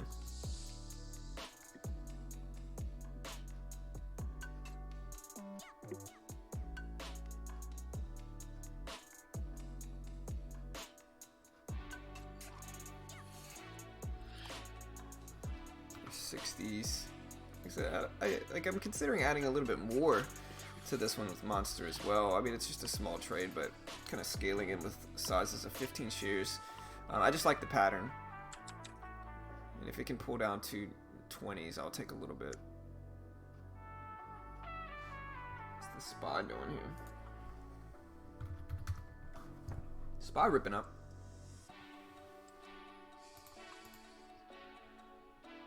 Yeah, man, I was happy with it. I've been slowly starting to increase my size.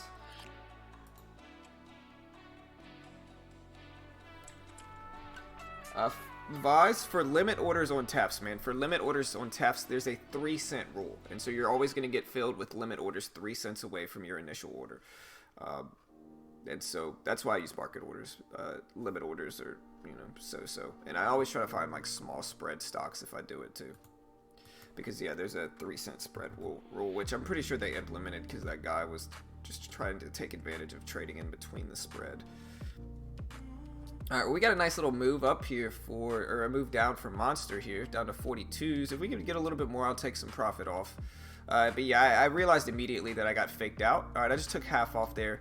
I realized immediately that I got faked out, jumped right back in, and luckily this worked, but we'll see.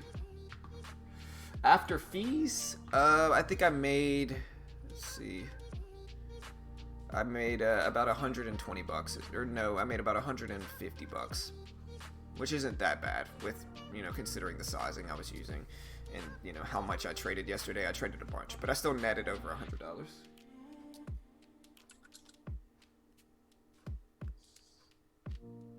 Alright, so we were able to take some profits for this one on Monster.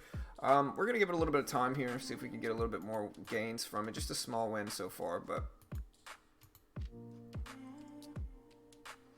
gonna see if we get a much larger breakdown. Went short on AMD. I hope it works out for you, brother. Quick bounce up here. I need a bounce back here for Z for me to get in here, but I don't know if it's gonna bounce back there. It's already breaking down to this 37.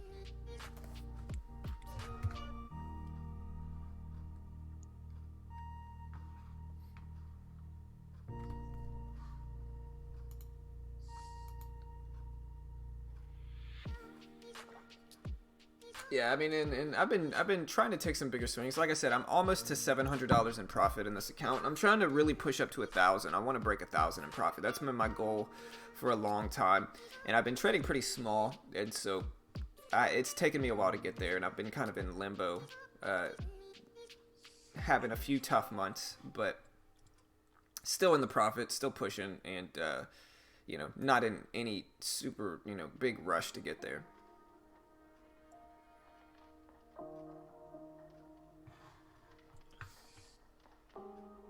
Yeah, I mean, like I said, Vaz, with me at least, I always try to use market orders for that reason. The limit orders are going to get tough to get filled there. And I don't necessarily recommend using limit orders on conventional platforms, but I think on TAPS it makes sense. You know, the way I do it on TAPS is I look for small spread stocks and just try to get in, you know, with a 1 or 2 cent spread stock and take advantage of that. Never really got my adding level here. I was looking at it on Monster though.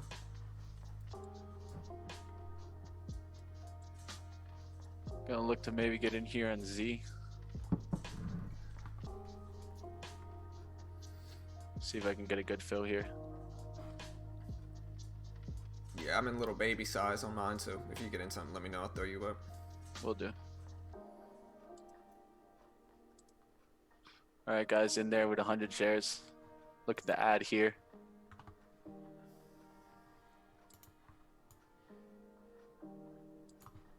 All right, guys, good reaction right out the gates. Let's see if we can get a good move down towards the 37 here. There you go. Good move. Looking good right now.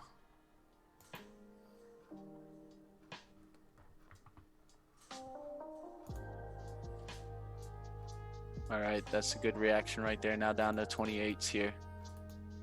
Right back below VWAP. That's what we wanted to see here, guys. And oh, good reaction there out the gates. It just pushed towards 37.17s. There's 37s showing up, guys. Maybe came in this one with way too small sizing. With 1 to 200 shares, change it down to 100 shares. And it's just hard to measure the risk because of the spread in this one.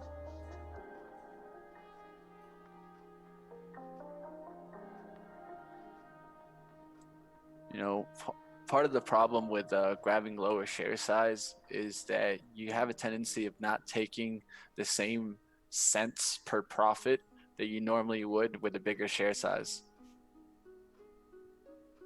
See, because if I would have had 200 shares there, we could have taken some profit there at the 37.20s, 37.14s. Beautiful drop here for Monster. Gonna look to see if we can break under this whole dollar and then just take the rest off for a nice little $20-$25 win. It's only 9 right, o'clock, guys. so we still got a lot of time. Looking for Workhorse to get strong here. Let's see what happens.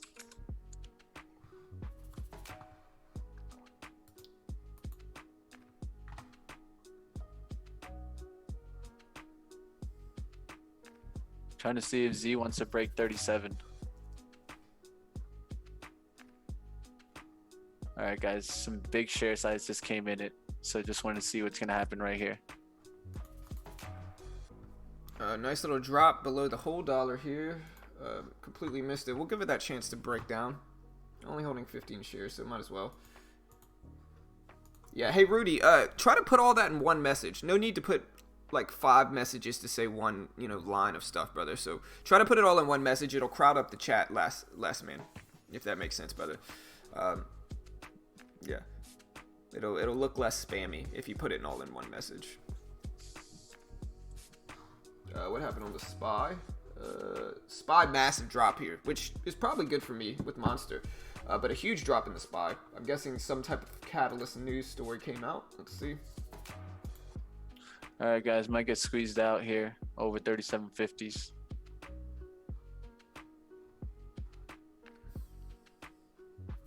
There it is, squeezed out. Could have got waked out, but maybe should have taken the $20 or $30 that I had profit, but so the news too on the little market, share size. the reason the market just drastically dropped like this is because President Trump says he put out something that said he has not agreed to roll back tariffs on China yet. He has not agreed to roll back tariffs on China yet, and so this was a quote from Trump that just came out. Maybe on Twitter is what I'm assuming, probably on Twitter, knowing him. We also had U.S. Michigan 1-year INF prelim, which is 2.5% with previous 2.5%. But yeah, the quote was that he has not agreed to roll back tariffs on China yet, and it notes that China would like him to do so, and China wants him to make a trade deal.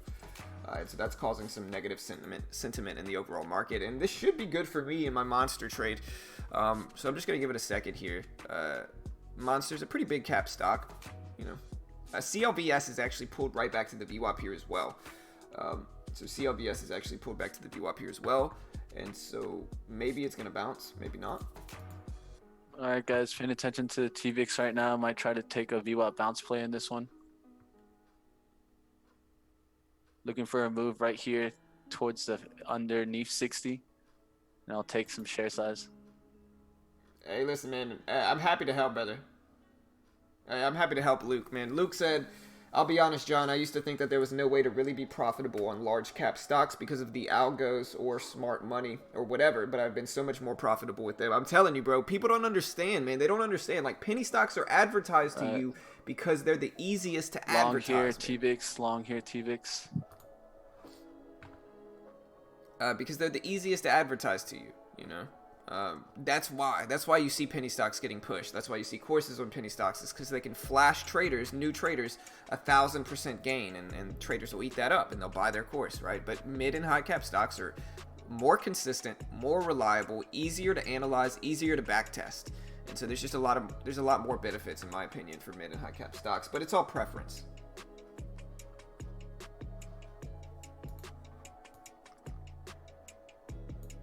Trying to scout the TVIX here, guys.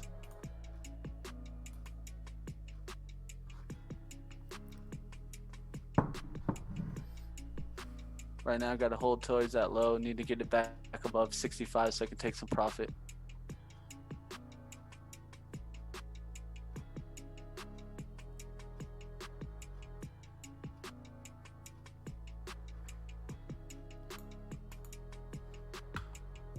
But yeah, happy to help, Luke, for sure. I've shown you the way.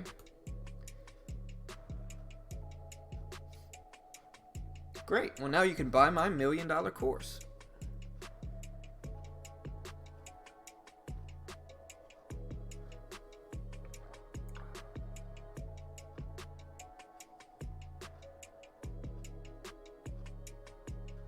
All right, let's see if we can get breakout here through the 65s here.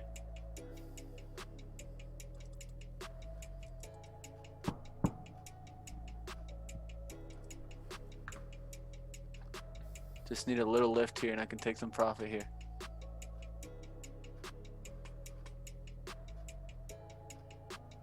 There you go, guys. Took some off there at 70s.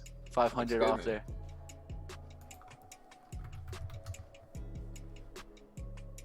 Now, no matter what, we hold towards this low here, guys. It's a VWAP bounce play. So we don't want it to come back through this low. So 54 is really the bottom of this, but we're going to hold to that 55. If we see anything fill there, we'd get out. Give ourselves the chance for us to get out through the 875s.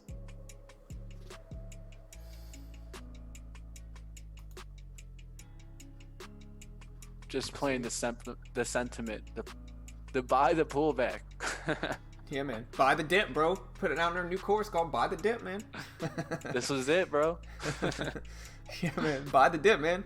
Do you want to make $1 billion in 24 hours? You know, buy Mitch and I's new course. It's called Buy the Dip. You know, it's only $7,999.99. All right, guys. Let's see the VWAP hold here. Need to see VWAP hold.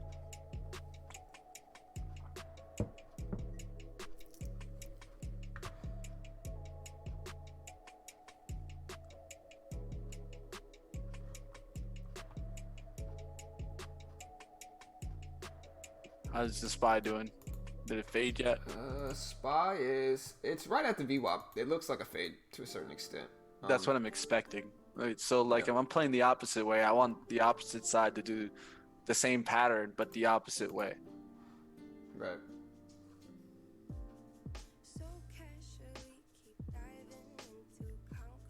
All right, guys, 60s right now. I got to hold towards. I don't want it to go underneath 60s. If it goes underneath 60s, I'm just going to step out and get right back in it. Okay, so watch this pullback here. If it pulls back to 60, that's fine. Anything below that, we step out. Yeah, I'm looking at DERM. It's pulling back to the VWAP. I might consider a fade with it if we can get one. Still holding Monster with small share size on a short position. And like I said, with DERM, if we can get a pullback to the VWAP, I'll probably try to short a little bit here. We're at 60 now. I need up to 70s, and we need a decent enough spread to get into. All right, this should break out here. It's going to pull back. So I'm looking for the breakout here.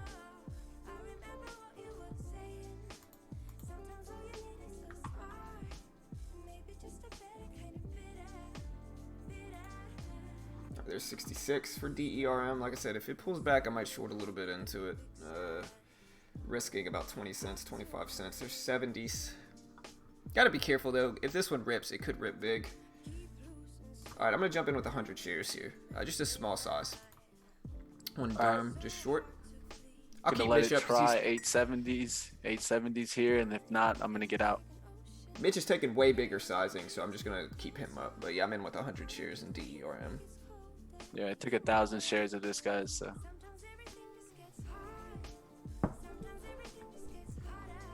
all right, Trying to see this breakout here is gonna happen.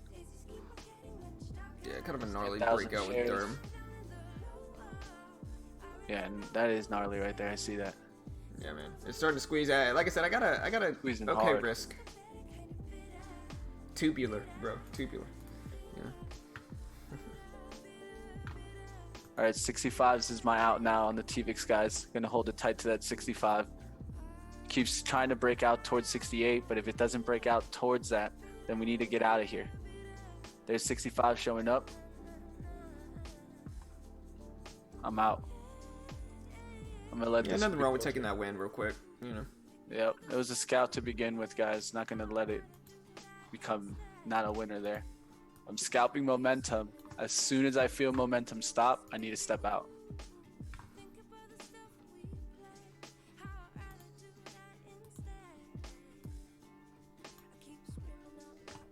Now let's see if we get big sizing to jump in here at 870s, and that'll confirm the trade. And we can look for a re-entry. All right, so I like Z here. Monster's still looking good. I might get out with my last little bit here, because I'm still profiting from it. I mean, made all my money back plus some on Monster here, and so just gonna let it work. Gonna get out here. Got out the low of the day. Oh, nope, not out yet. Now I'm out. All right, so yeah, just nailed that one. And not bad with little 30 shares on Monster there. Now I'm still in Derm here with the fade short with just 100 shares. GPS. And I'm up a small amount with Derm, just a little bitty amount.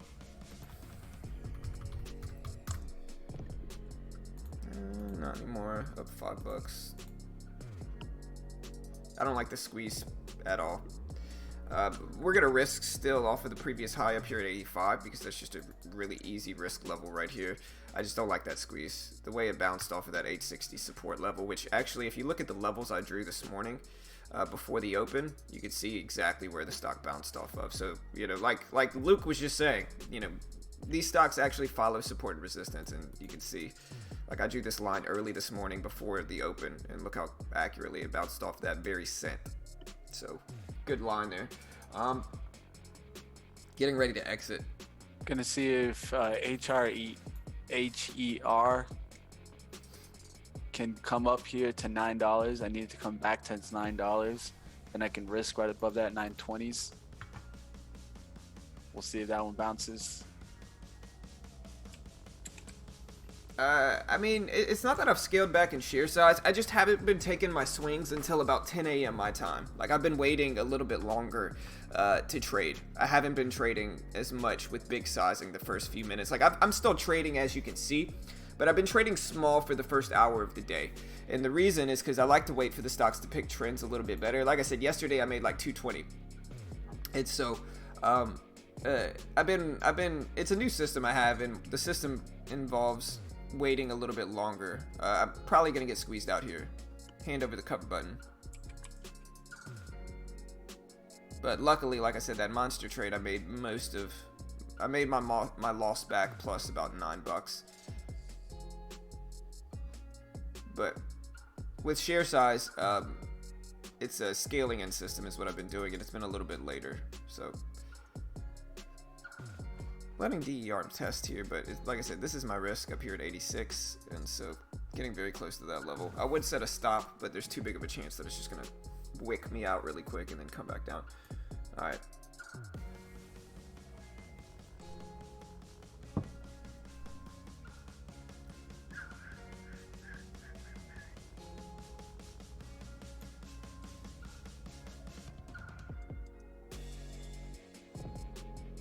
See a lot of stocks recover all that big move from the spot. So trying to see if we're gonna get continuation now. There goes Roku. Remember, team, hit that subscribe button. We do this live for free every day. We day trade live. Let you guys watch us trade every weekday morning for free. And so if you want to respect what we do here, hit that subscribe button, click the bell, turn on notifications. We go live every weekday morning, so smash that subscribe button. Show your love for what we do here. If you click the bell, it turns on notifications. You'll get an alert every time we do go live, team. So don't forget, hit that subscribe button. Just gotta rip up there for a little while. Apple fading today, guys. Even the Apple fading. Man, I don't think I've ever traded Apple once, which is shocking for a trader I know, but I don't think I've ever traded it. Apple's pulling back to the VWAP too. Might look interesting. It's just about what the SPY does here. I think the SPY is teetering with volatility. I'm out. There's the squeeze. So still down less than $20 on the day. Fridays are usually not that good for me though. But yeah, while we got a second here, and while we still got a decent amount of people here, there's two things I want to talk about. We're gonna sell out really quick, and so if anybody wants to use the platform we're using, I'll post this link. I think there's a lot of benefits to using them. One of the benefits. Good job getting out there. One of the benefits to using them is with their base package, you get 14,000 in buying power to trade with. You get 14K in buying power. The base package is $400. It comes with a day trading course, access to their chat room, and a demo account. And you also get to apply for the funded account, and almost everybody's approved. And like I said, for that $400, you get 14K in buying power, no PDT rule. You can day trade, short stocks as much as you want. Pretty cheap commissions if you use small size, and I think it's just a cheaper way to get started. I think most new traders are going to lose thousands by depositing thousands into a regular broker, and almost all new traders lose their first account. But it's just much cheaper for a new trader to go the TradeNet route, be able to trade with decent size, be able to day trade with no PDT rule as much as they want, and the big thing here is you can actually short stocks. So most new traders need a margin account to short, which means you have to have over $2,000. You're just risking a ton of money to learn how to short, where you can spend, again, $400 for their base package and get a lot of buying power, shorting ability, a trading course, access to their chat room, and a demo account. And so I think it just makes sense. If you want to check that out, I'll post this link here. Of course, we're biased in that regard, and so, we do make a commission if you sign up through us, and so we're going to be biased, of course, for them. And so do your own research, but I genuinely think it makes sense for new traders, and it's just a cheaper way to get started and risk less. And so I'll post that link here. If my screen's blurry, just reset. Just reset the internet. Just refresh the page. But yeah, there's the link if you want to use our platform.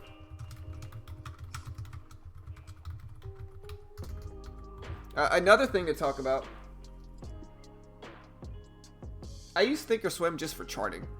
Mostly just for charting. So I like Thinkorswim for charts. I'm actually using the Thinkorswim paper because I have real-time paper. But yeah, I'm just using this for charting. I'm not actually trading on them. Yeah, guys, I think this is a perfect time to kind of preface for the weekend video, guys. Definitely check out our weekend video. It's going to be about certain things like this, like Thinkorswim and other resources. So stay tuned. Definitely check out our video on the weekend. Yeah, for sure. Also, the other thing I was going to say is check out Trade Ideas. So Trade Ideas has their winter test drive coming up on Monday. It's when their test drive starts. And this is one of the best ones I've ever seen. So for 2 weeks, you get to try out Trade Ideas, and it's $8.99. My Trade Ideas subscription is $118. And so the fact that they're letting people try out Trade Ideas for weeks for $8.99 makes a ton of sense. And so if you want to check them out as well, again, great way to help support our channel, just trying them out. And again, you're spending $9. There's not really much to lose with it. You get to try out the best scanners in the game, and in my opinion, they are the best scanners in the game. And so, all right, guys, looking at Workhorse here, starting to get some volume here at 290s.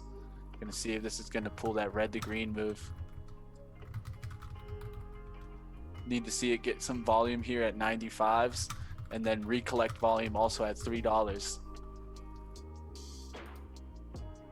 We got big volume here at 289 and 292s. So right below this at the support, we got bag buyers, okay? We got about how much volume? About 10,000, 15,000 shares down there. Okay, so that's what we got down there at the 290 pricing.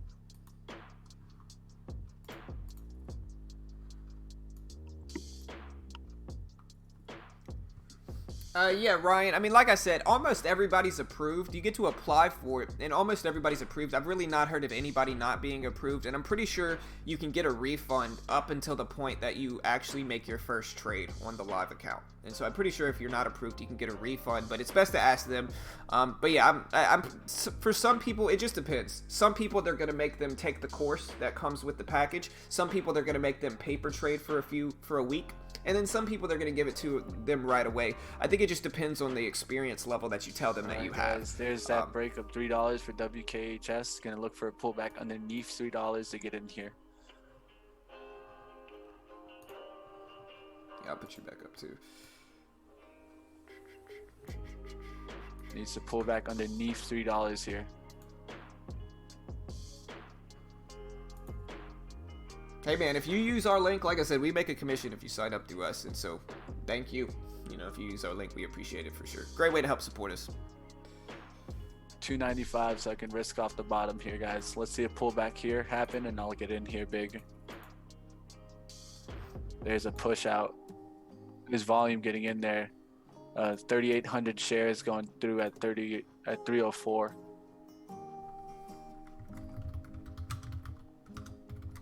Need a slight pullback here so I can get in here. Kind of looking at Disney, man. Disney's moving up there. I'm also looking to see if I got faked out on DERM. Yeah, I think what you have to see hold is 870. 870 for the longs. If that cracks 870, then it could probably come right back down to it's at 840. I mean, I like the risk now. It's just about what it really does here. JP Morgan, too. Like, JP Morgan's right at the VWAP, too. And I think the market kind of looked like a fade for a minute, and so I think the market's going to affect it. 78, 25,000 shares going through there, guys. So that's why I'm telling you, watch this pullback here on the 73. If he gets flushed out, that's 25,000 shares. He probably knock it down there to 860. So let's see what happens right here. And so it has a Harmy candle also at 885 that it just happened at 1017. That's very important. That shows a trend reversal, and so what you wanted to see is bag buying at that 875, and that's what you saw there. So now it just needs to kick up towards the 890 or break through that 873, and you're gonna have that kind of support move or resistance try. So WKHS is not looking down here, not looking like it's trying to pull back. I might have to jump in here if I want to get it before VWAP, but I need to look for the pullback here, guys. I don't want to chase into a workhorse, but it definitely is looking stronger.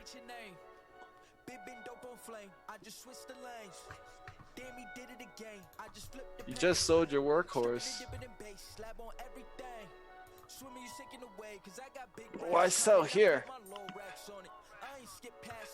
I don't think this had signs of selling, but I mean, if you were trying to scalp it back to the VWAP, I can understand that. But I think it looks strong here.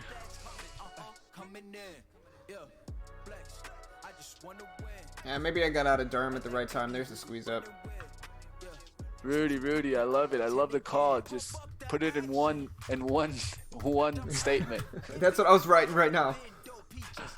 Rudy. Remember, man, one comment can include all of that, bro. All of it, man. You know we love you, Rudy's tacos for life, man. But Rudy reminds me of the actual movie Rudy. I see like the little guy just like tackling people. Yeah. Look at that. Now up there at 313s. Yeah, Durham. I'm glad I got out. This is one that is just going up like a rocket. I can't grab it, guys. I don't like to extend myself. I was looking at this one from 290s. Maybe should have bought the bottom, but I never buy bottoms. I just never buy bottoms. I don't think I've ever bought in the bottom. I don't know about you, John. Have you ever tried buying the bottom? No. For good reason too. Yeah. It's like I never tried buying the bottom. I always see the bottoms a lot of times, but my body is just like, no, don't do it. Yeah. There's that squeeze that I was talking about on DERM. So yeah, you got 20,000 shares. 25,000 shares came in there at 78, and look at that breakout. Boom, up there to 9/10s. I'm in Disney right now, and it's going fairly well for me. You guys can't see it, dude. There we go. Disney fade. I need a pull back here on WKHS for me to get in. Can we get the good pullback here? It's trying. 25 shares of McDermott. I don't know, fair ladies. I'm not one to give stock picks. Ooh, So I can't tell you. Maybe not. I don't want to tell you the wrong answer and then have you get mad at me for it. So, all right, here's a beautiful drop at Disney. Beautiful fade here. I'm gonna ride the momentum down. Take a little bit of profit if we can. There we go. Just took half off there. Nice little fade. See if we get a low of the day crack here in Disney. I'm going to get out before the bounce. So nice little win for Disney. Little $20 win there. Break even day so far. Up a shocking $2. What? $1.92 technically. Say what? Balling, man. I'm balling out of control over here, man. But beautiful fade on Disney. Just balling on a budget, man. Yeah, man. Just balling on a budget. Alright, one that I'm liking right now, ETFC. ETFC at 30s, risk is 35. I'm also looking at ANF. ANF there at VWAP looks like it could fade, but it's about 20-cent fade for a 10-cent risk there.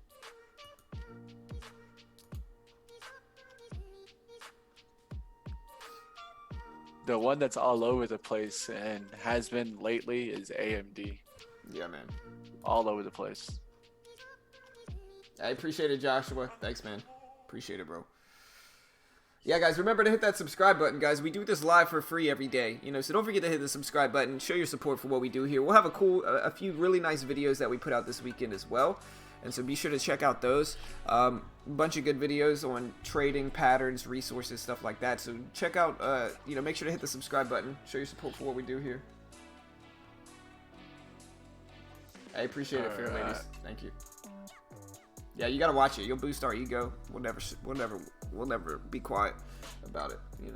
All right, gonna look for VWAP fade fake out on JPM. Wanted to reject 298.80s here, then come right back down through the 298.70s.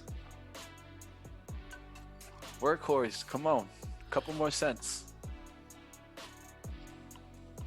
Yeah, CLVS is still ripping up. Look at the VWAP bounce on CLVS. Like, if you guys want to see what a VWAP bounce is, look at CLVS. This is a perfect example of a VWAP bounce. You also have a really tight risk because you can use this previous high here. Look at your risk. Your risk is tiny, from 70 to 60. So your risk is 10 cents here.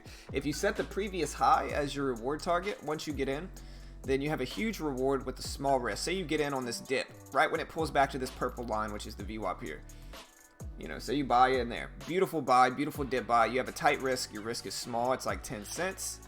And if you let it go to your reward target, which is up here, your reward is 30 cents. So you got a 10-cent risk with a 30-cent reward, which is 3-to-1 reward to risk. And it just makes sense. So, like, this is your reward. That's your risk. So just makes a lot of sense. And when stocks are strong like this and have a lot of momentum, they're going to confirm that trend by bouncing off of the VWAP a lot. And so I hope that makes sense. And yeah, even if you just take a partial here, you can ride it up for any potential breakout after that too. All right, got an order out here, guys, to get in Workhorse at 298. So if we get a pullback here towards $3, might take some at 3 and then look to see if I can get any below 3. That's what I'm really trying to get, is $3. If it doesn't pull back towards $3, then hey, so be it. I've been trying to get this one at $3 and just gonna have to let it go.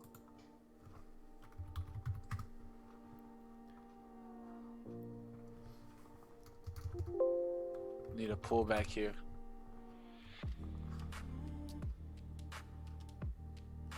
Looking like I'm not gonna get it, but if so, so be it. Nice, Joshua. Hey, congrats, man. That's a nice win, bro. Almost $100, Green is green too, man. So congrats, bro. Nice work. The big question I have here is about Disney. Like, if Disney pulls back to the VWAP, do I want to try another fade again? That's the real question. It has a triple top now, maybe a downward trend line that's forming. If you look at this triple top right here, it might be starting to consolidate in a kind of squeeze the stock until it breaks. And so you can see that triangle starting to form here. It'd be more of a triangle, not a flag, because there's no pole. And that's really the only difference between a triangle and a flag is the pole. With a flag, you need a pole, which means it has to run up or down beforehand. This one just kind of started off and has a really narrowing trend line, so we'll see what happens. It's below the VWAP, and so we'll see if it breaks down on the downside. And that's my big question, is do I want to short it around the VWAP now? We'll see.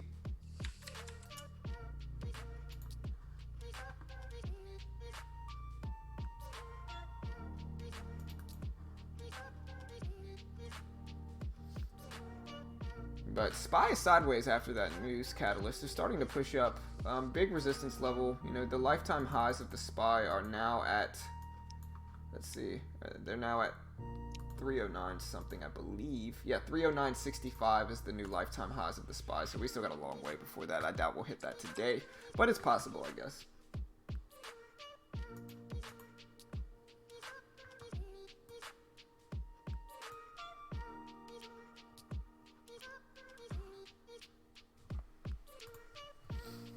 I'm waiting for some stuff here. The only issue is, like I said, I'm not really seeing most stuff that I'm looking at on my watch list is actually sideways. PLNT. What about HPQ? I traded that one the other day. HPQ maybe breaking on the upside. CGC doesn't look bad. Cannabis maybe.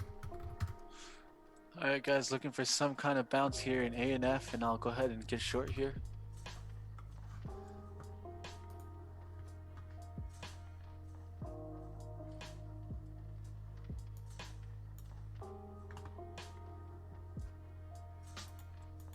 Come on, bounce up one more time for me.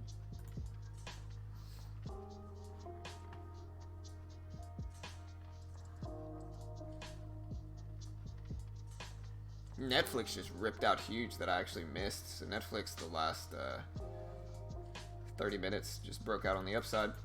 So maybe we'll look for a pullback on that one. See if it pulls back to the VWAP. I'll consider that too. Just kind of waiting here. What was my watch list this morning? I have to go back in the chat and find it. If anybody knows, let me know. I'm gonna go back and find what I was watching today.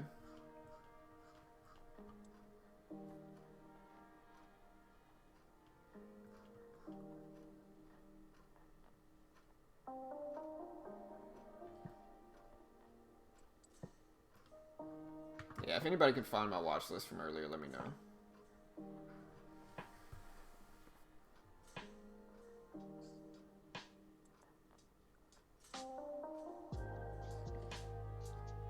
Alright, got it started, put on ANF here. Looking to add sizing.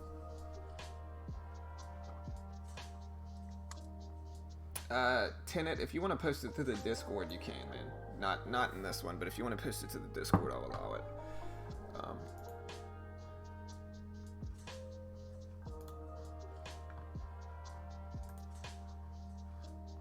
Let me throw Mitch up real quick.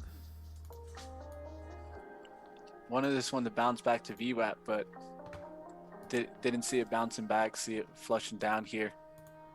So took a shot here, jumped in there a little bit early, but willing to add sizing here to 55 and risk off of 59.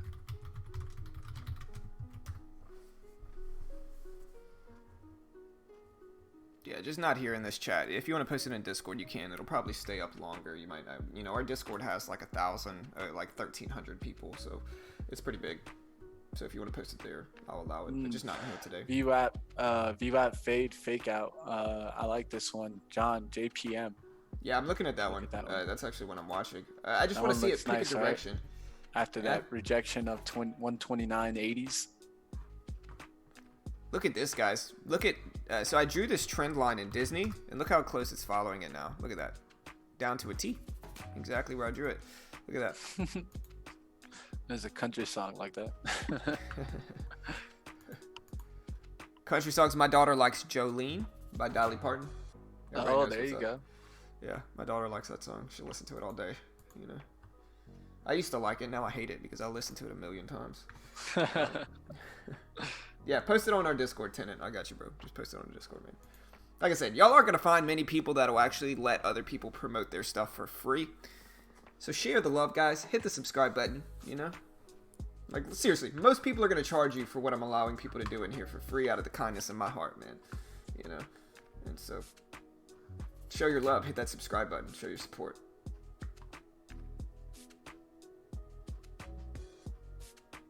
Here, I got to find Mitch again. I lost Mitch's screen. I got to find it. There it is. Don't lose me, bro. I got you, bro. I got you, man. I lost Don't you lose for a me. second. You know? I was like, where's Mitch? Don't lose me.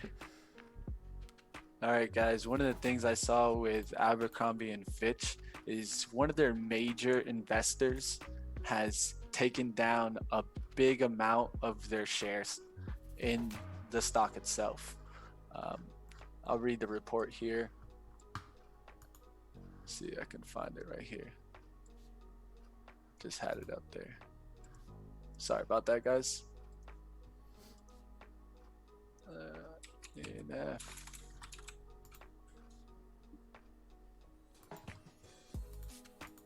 All right, so Dew Point Capital Management Corp, and this is by Poison News, lowered its holdings in the shares of Abercrombie by 9.7% in the third quarters. The firm owned 23,000 shares and selling about 2,500 shares of it, about $360,000. That's what it gave up. So that's what I think is really affecting the stock. That news coming out of that kind of hedge fund or insider kind of getting out of the stock.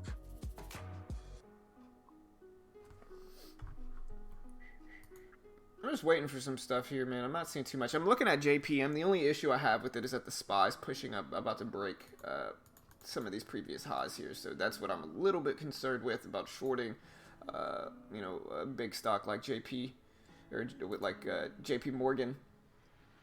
And so we'll see what happens. Interesting, you know, but we'll see. It's definitely influencing. Well, it's definitely getting influenced by it because if you look at the SPY and then you look at when the SPY had that big drop whenever Trump announced that he hasn't made a decision with the tariffs, and then you look at JP Morgan, it dropped at the exact same time. And so it's definitely getting influenced by the market some. Of course, I mean, it's JP Morgan, a big bank. And so with that, if the SPY starts to continue to push up, I'm not super comfortable shorting JPM. We'll see, though. Yeah, what I like about JPM is the daily chart. Have you seen that? Let me look. That's what I like about it. Well, it's just for me, for scalps, the daily chart's not as significant. Just because I'm scalping. Most of the time I'm in and out within like 20 minutes, 10 minutes. And the daily chart's just not going to affect it that much because it's on a really short-term basis. If I was holding the stock for like, you know, 45 minutes or an hour or longer, I'd be more curious about the daily chart. But I think for me, you know, with my scalps, I just don't see most of my moves getting affected by the daily chart too much. SPY getting rejected there, though, at that 309 level, 308 level. So we'll see. Maybe JP Morgan might be good here. All right, seeing DERM reject that 9 big time. 1, 2, 3 times to get above that 9. I wanted to try one more time to get above 9, and if it does, I'm gonna go ahead and hit it and try to knock it down. WKHS back there almost at $3. I would like a slight move underneath $3. Then you could buy up 298s, 297s, look to hold towards the bottom to 290. See the range in JP Morgan, it's not that bad really. Yeah, I liked it. I would put it this way. I took a trade on it earlier, but I would reshort that if I wasn't paying attention to too many stocks over here. Looking at ANF and Workhorse right now. Yeah, I mean, I need a bounce I need a bounce up to the 65 level if I want to reshort it. If it bounces up to 60, I might, you know, with like a small size. But it's up to 58s now, so it's not bad. I mean, I guess I could jump in now, but it's still a little early. I could jump in with 50 shares now and just take a little position, scale into it back up there, I guess. I'll try it. Small size regardless, but Gotta watch the market too. Yeah, I'm mostly using the VWAP.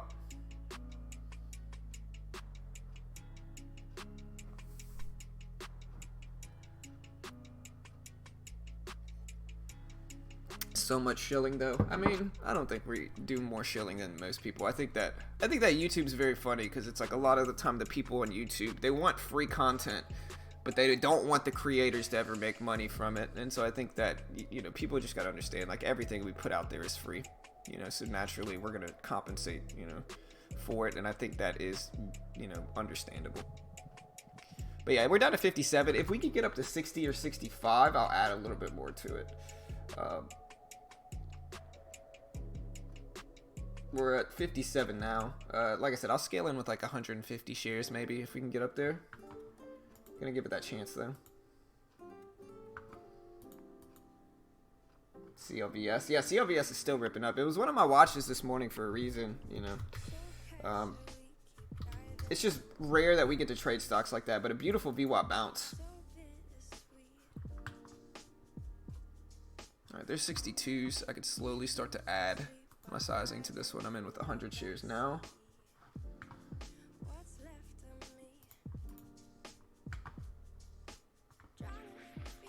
Workhorse is getting tempting for me here.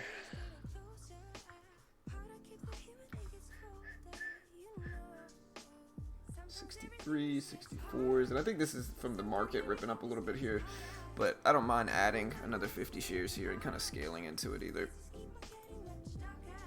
In with 150 now of JP Morgan. Gonna keep it pretty tight here. My risk overall in this trade is right around 73s. Maybe I'll do 75 since it's the $0.25. Workhorse just got hit in the $3.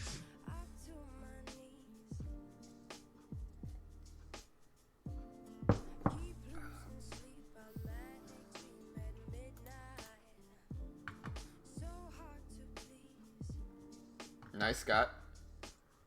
Party. I was watching Party too, man. Beautiful rejection at the VWAP for JP Morgan. And like I said, I was able to scale in with that 150 share sizing that I wanted. It's still a little early, but again, basing it off of that 75, that $0.75 risk makes sense, I think. People don't realize, like, a lot of times people just watch half and whole dollars, but you also have to understand, like, $0.25 are also big psychological levels. Like, people watch, whoa, Disney rip. I gotta be careful here. Look at that rip in Disney. Anybody see that? Or was that a glitch? No, that wasn't a glitch. You must have put something out. Look at that rip in Disney. But yeah, $0.25 are significant as well, like 25 cents, 75 cents, you know. And so in this case, 129.75 is interesting. It's about 5 cents away here. But man.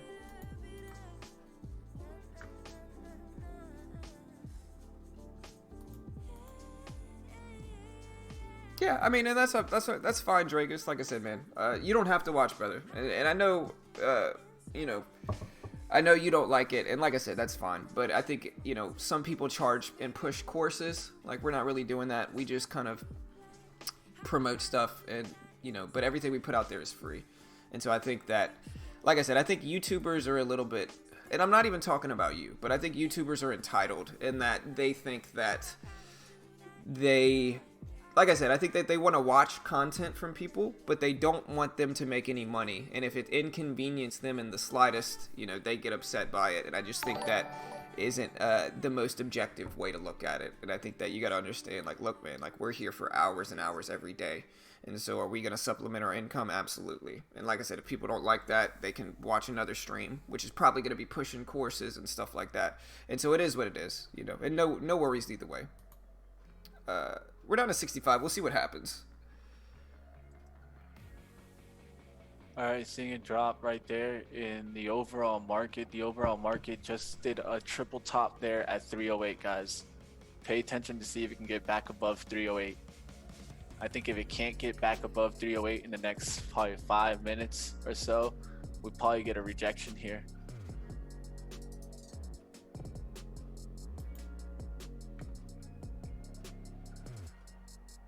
All right, not liking this A and F here, but just staying in it just because it's below VWAP. I still think it can break down here towards the 38s. Yeah, man. That is just a ridiculous statement. Right, 100%. What is the difference between future and stock trading? Futures trading is betting on the future of a commodity, right? So think about it like this. Futures trading is betting on the future price of a commodity, right? Like if you think soybeans in a month from now are going to be at a higher price, you know, you're betting that they're going to be at a higher price a month from now. So you're betting on that future price of a commodity is what futures is. Think about it like that you're betting on the future price of something. That's why it's called futures.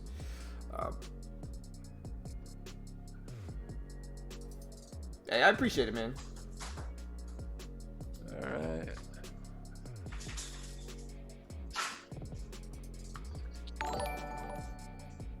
Yeah, F me. I can't tell if you're rooting for us or if you're siding for us or against us, man. You know.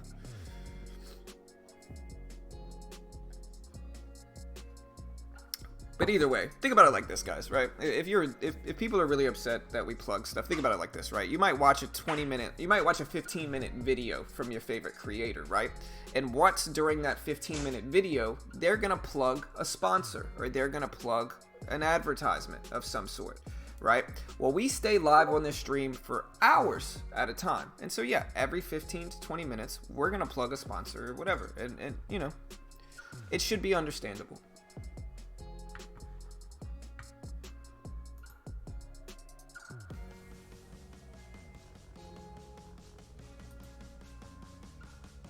Yeah. I can't tell if he's agreeing with us or not. That's what I guess I'm trying to say.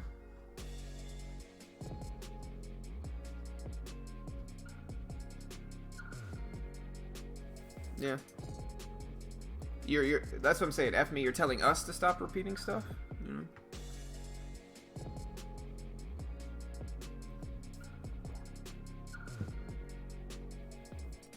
Hey, I appreciate it. Right, 100%, man. You know.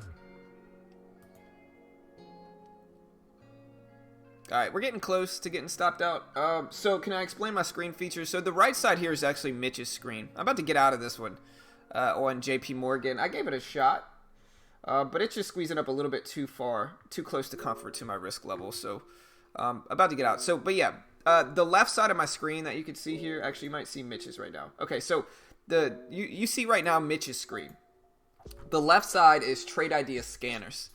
And so those are telling us like new daily highs. If you look at the top, you can see like new daily highs. You can see massive volume and low float movers. And so they're telling you different segments of the market that are moving. And so they're telling you stocks that are breaking new daily highs, stocks that are breaking high of the day, stocks that are breaking lows. All right, we're very close to my risk level here. I'm out. Range is wrong.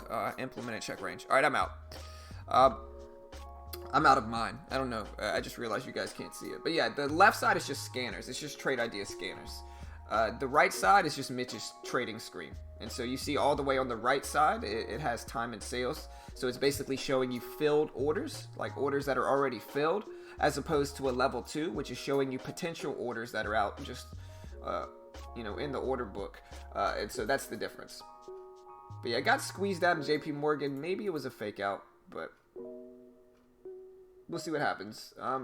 We're getting closer. I don't really start taking real swings until about 10 o'clock my time, which is 11 a.m. market time in about 15 minutes. So, still early.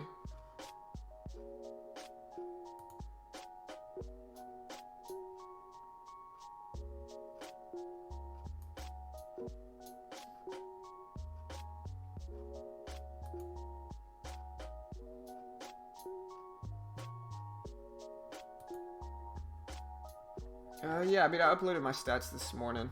Eva. We could post them again, though.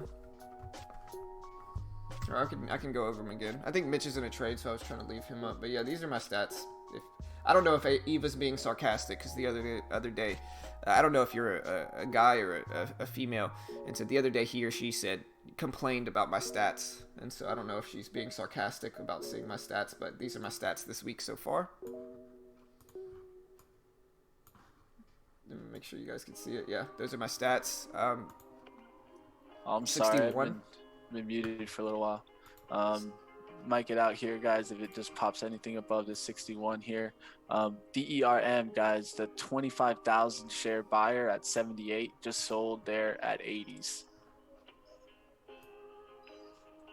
So we're going to see if this one can get back above 890s. If not, I think this one's going to probably start getting some fail action.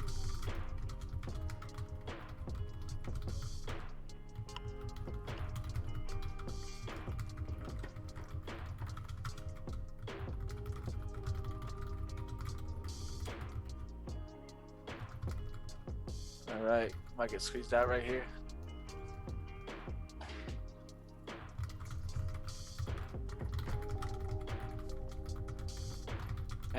Anything above the 63, it shows up on the ask and we get out.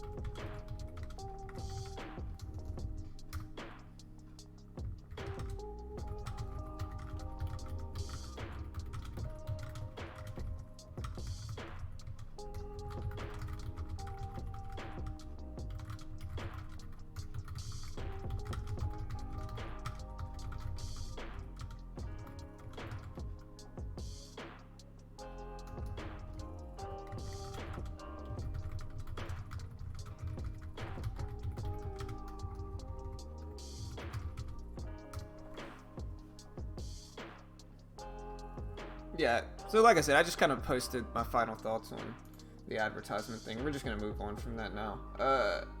Looking at Disney, Disney actually faded again twice, man. It faded again. Maybe I should have taken it. It looks like, honestly, JP Morgan just faked me out, and I think what happened is that I think the market squeezed up, which is what I was really worried about during that time, is that the market might influence JP Morgan. But we'll see. Guys, about to step out here. Roku's pulling back to the VWAP here as well, and SQ has faded beautifully a few times. Out.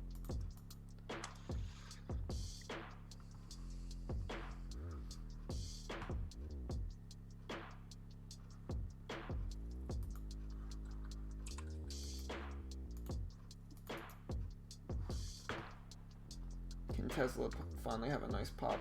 Let's see. Yeah, Tesla's just too sideways, but if you look at it, it kind of looks like a symmetrical triangle to a certain extent with Tesla. But yeah, like I said, guys, you can see my P&L here. Lost a little bit on JP Morgan, 30 bucks or so, down less than that on the day though. So, and I'm really not going to start pushing until about another 10 minutes or so until the market opens, like I've been doing every day this week.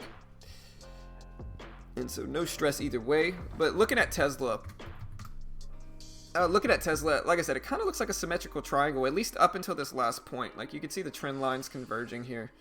We'll see what we get, but this is what I see here for Tesla right now. I think the trend lines are very obvious with this one too.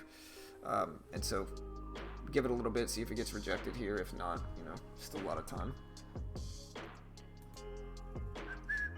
But Disney actually faded again, which if you guys remember me questioning, should I take Disney for another fade?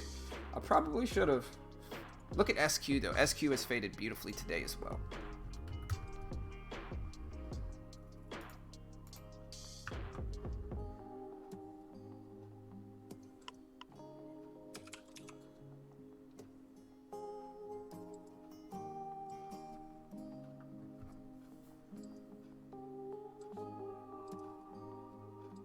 Like in this JPM here.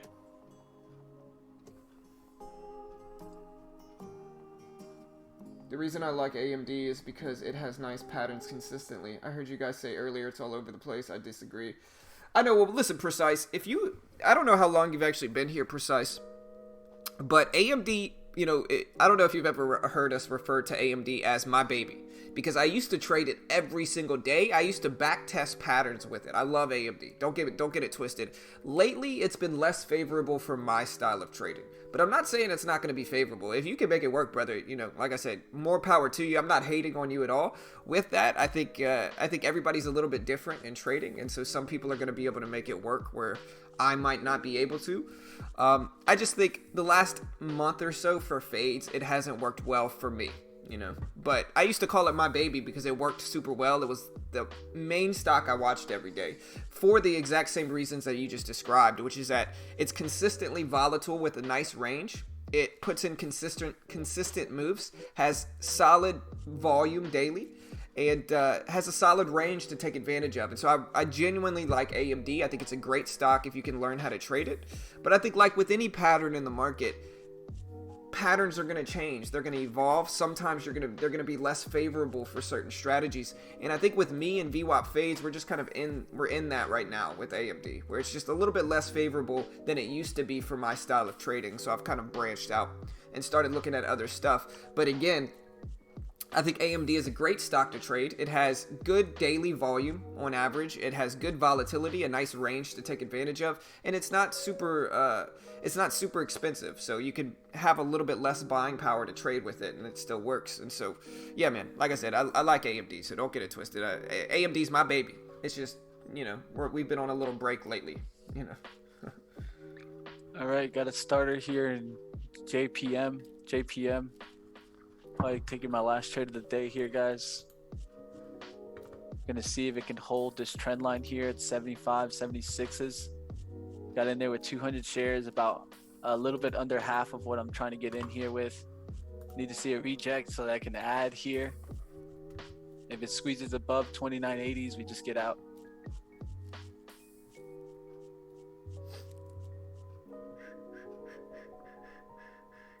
Want to see it hold here and then head right back down. Big share size just came in there, might ruin the trade there. At 1052, 1050, we got a huge amount of volume, guys. Huge amount of volume. Got to be careful here.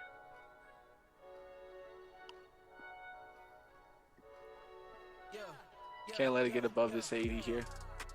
Coming in, yeah, flex. I just wanna win, yeah. LABB who we running with. Nice, man. Yeah, precise. Like I said, I like AMD, man. It's one of those. I think it's a really good stock to learn how to trade. I think one of the biggest benefits of trading mid and high cap stocks is that they put in consistent moves. And like I said, stocks like AMD, Roku, SQ, cannabis stocks sometimes too, depending on the sector, they'll put in consistent moves daily, so you can really study them and backtest them. And I think that's not really something that you get with penny stocks, because I think penny stocks, they might go crazy for a week and then you never see them again. And so I think stocks like AMD are the reason mid and high cap stocks will work really, really well for traders. And I think that, that's one of the things that gravitated me towards trading mid and high cap stocks, is that I could test them. I'm a tester. I love testing strategies, back testing them. And stocks like AMD that move consistently, you can test them really easily. And I think that's my favorite thing about mid and high caps in general. All right, guys, just hit an ad there. Now I have 400 at an average of 29.70. After I saw that reject off the 29.80s. There you go, it's looking good here.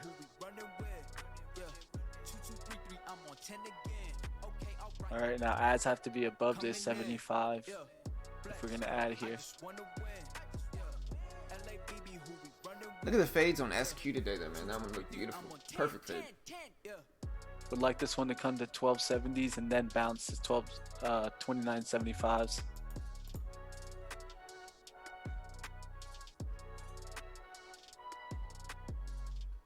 Yeah, man. CLVS is shorting nicely, or has been breaking out nicely. If you have flags, yeah, that kind of makes sense with AMD. I hear you.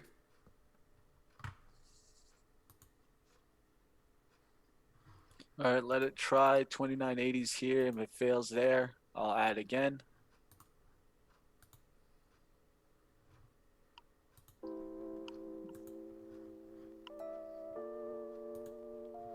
And remember, guys, smash that subscribe button. We need about 4 more subscribers to break 14,800. So remember to hit that subscribe button, team. Let's do it. Or we need about 6 more. So hit that sub button if you haven't already, guys. You know you want to. Even if you don't like me, guys. Even if you don't like me. I might lose, and you know that's going to make you happy. So don't forget to hit the subscribe button. You know you want to do it. Don't lurk here without subscribing. Hit that subscribe button, guys. Like I said, we might lose. If you don't like us, we might lose. You don't want to miss it. If you don't subscribe, you might miss it. If you don't click the bell button, you might miss it. We might lose. Like I said, that's going to make you happy. If you're a hater, you know it. So hit the subscribe button, guys.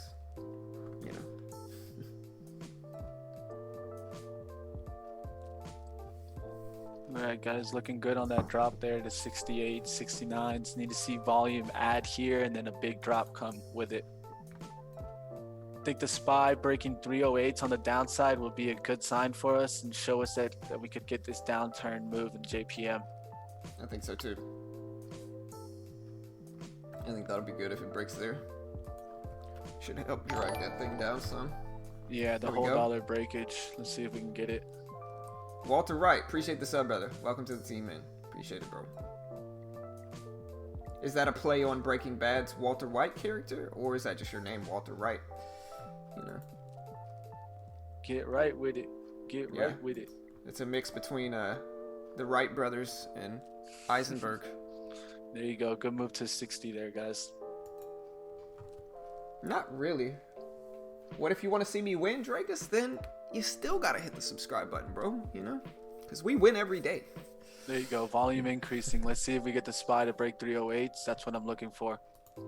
Story time hasn't happened yet, man, but it should be coming up soon. I gotta think of a story though. I don't know if I know a story.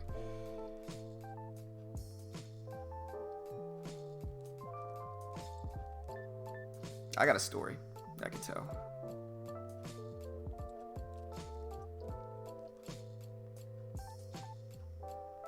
I got the reference, bro. Look, I'm on it, man. I'm on it, bro. I'm on it, man.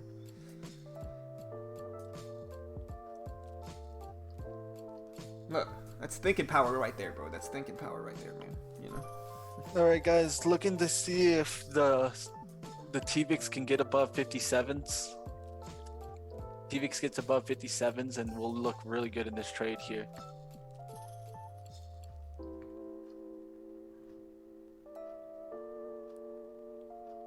Looking really good here if it doesn't even come back to VWAP. If it just breaks down towards the 2940s, we'll look really good here. If it can hold VWAP now, that's what we want to see. That bearish trend now start. So rejection of 70s or 229.67s is what we want to see.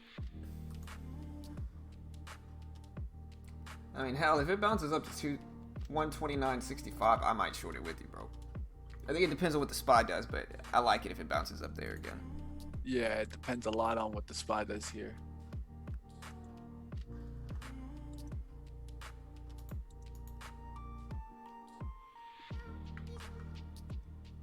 Yeah, SPY pushing up there. I'm watching SQ. If it pulls back to 62.50, I might consider it. Only if it pulls back there, though. If it doesn't, I'm not going to jump in. It already faded. Look at the fade on SQ already. Like, it bounced exactly right off of the VWAP there.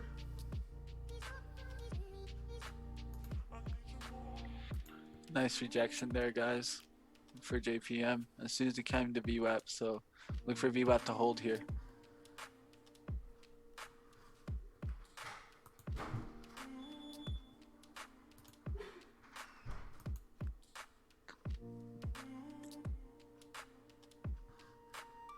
There you go. Look at the SPY flip there. Yeah, I jumped in Nice. 300 shares with you here. And Nice I, flip. I think, yeah. I think it'll be solid here. And I'll just risk it with you. Not bad. I'm risking off of 80. That's the same thing. Yeah. Looks good. That's where we started. The real key is the rejection of VWAP would look nice here. Hold 67s or 70s. Since Mitch is in a little bit bigger size, I'll throw him up, but It's not too much of a difference. yeah. Like I said, this is right when I genuinely start to trade. We'll see. There's the squeeze on the SPY though. It's up to 308.20, so I think you Yep. gotta be a little careful here. Yep, got squeezed. You got the squeeze. Yeah. I don't Squeeze hate it foot though. on us. It's not following the SPY exactly, but it's following it close enough to be concerned, I think. Yes, I would agree. But if I get a rejection off 70 here, I'm going to be feeling good. There you go. Yep. Rejection off 70. SPY might run into resistance at 308.29 too, so at 10 cents. So we might still be okay, but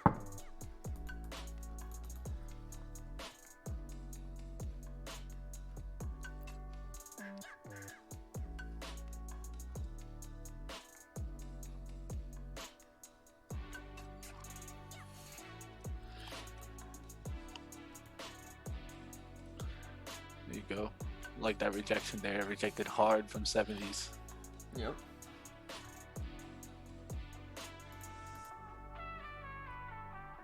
TNDM?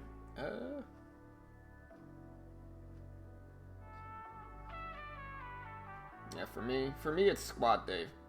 Friday's a squat day for me. Squat, calves. Back and biceps is Wednesday. For me, it's a tobacco water pipe.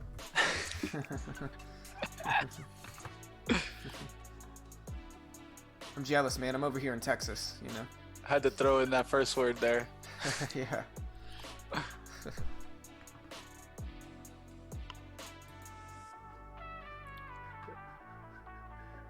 What is Mitch's channel? Beginner trading. Yeah. That's his channel. Everyone just sees my kind of my name, so they think that they can click on it and see stuff about me. I mean, you got some old videos. Yeah, you want to see stuff about me? Go to beginner trading. There's a lot more there. Yeah. All right, there we go. Yeah, let's see if we can get this knockout to 2960s. Now I'm I like the holding. rejection. I'm holding towards that last high, 71. Above that 71, I'm out, guys. I want to see that continuous move. If not, I'll just step out and get on out of here. Yeah. Fridays are usually a little bit tougher for me, I think. Which is why I talked about in the chat this morning. Fridays just don't... I don't know what it is. I think the volume is not there as much on Fridays, and so it's just a little bit worse for my style. Guess some hedge fund managers have it off on Friday. Yeah, they're taking the day off. More of a Monday through Thursday kind of guys. Yeah. Taking that 3-day weekend. Right. Oh no, you're good, Joshua. No stress, bro. So yeah, it's both of our channel, you know. I'm the founder. Mitch joined up about 9 months ago.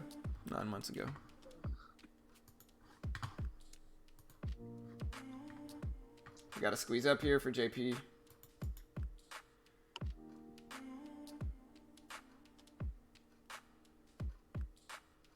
$71s. That's what needs to hold here. There's the 71s. Can we get a rejection? It's interesting. Now look at the SPY's actually dropping here. Mm-hmm. It's one of those. One of those. Yeah. Interesting. We'll give it a chance here. I mean, I'm gonna risk off of. I'll probably risk off of the 71 level now. I like the 71s. You know, we'll give it a second longer here, but.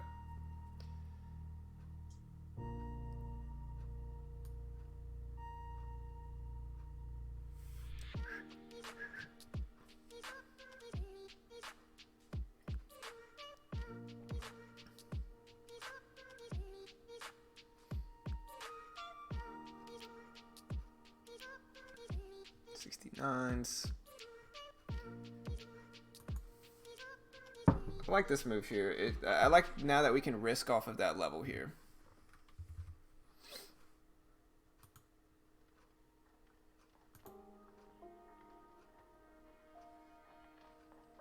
And I like also the fact that the SPY is dropping here.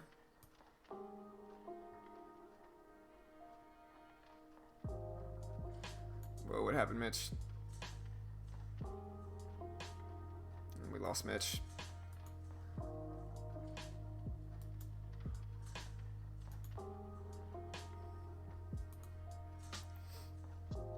Here. So I'm in with 900 shares here. I'll throw myself back up. Trying to give it that chance to work, but it's getting a little sketchy, of course.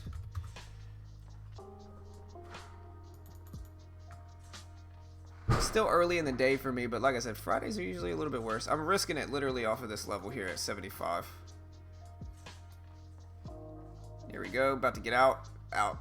$140 loss in the day. Biggest loss so far this week. Like I said though, my system hasn't even started yet, and so we're gonna see what we can get, guys. I don't genuinely trade JP Morgan, and so, you know, we'll see what we get. Still green week so far, but I'm going to close it down and work on my system, see if I could pull myself out of the hole I just got myself in with JP Morgan, which isn't really a stock I generally like to trade.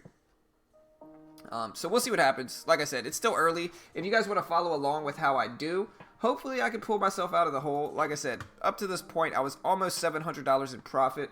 This is going to be a little bit of a pullback.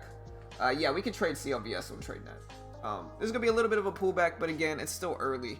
And so hit that subscribe button. I'll post our Discord link if you, like I said, if you want to watch to see how we do. I usually post my trade log and all that good stuff on Discord, and so here you go, team. I appreciate it. Yeah, like I said, I usually could pull myself out of any holes I get into, but this is a big hole. You know, I think I'll probably be fine, but join our Discord if you want to see how we do. Like I said, I'm not really used to trading JP Morgan. I think it's a little bit more influenced by the overall market, and I think Fridays are a little bit worse days for trading for me specifically. And so, yeah, we'll see what happens. But like I said, join our Discord if you want to follow along and see how we do.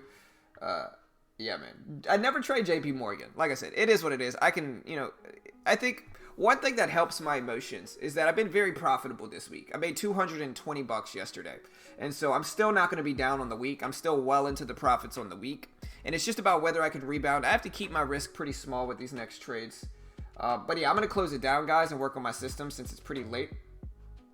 So, like I said, if you want to use the same platform as us, one of the benefits of using them is that I can trade with pretty small size and cheap commissions, but there's no PDT rule. So you can day trade in short once you're approved for the funded account.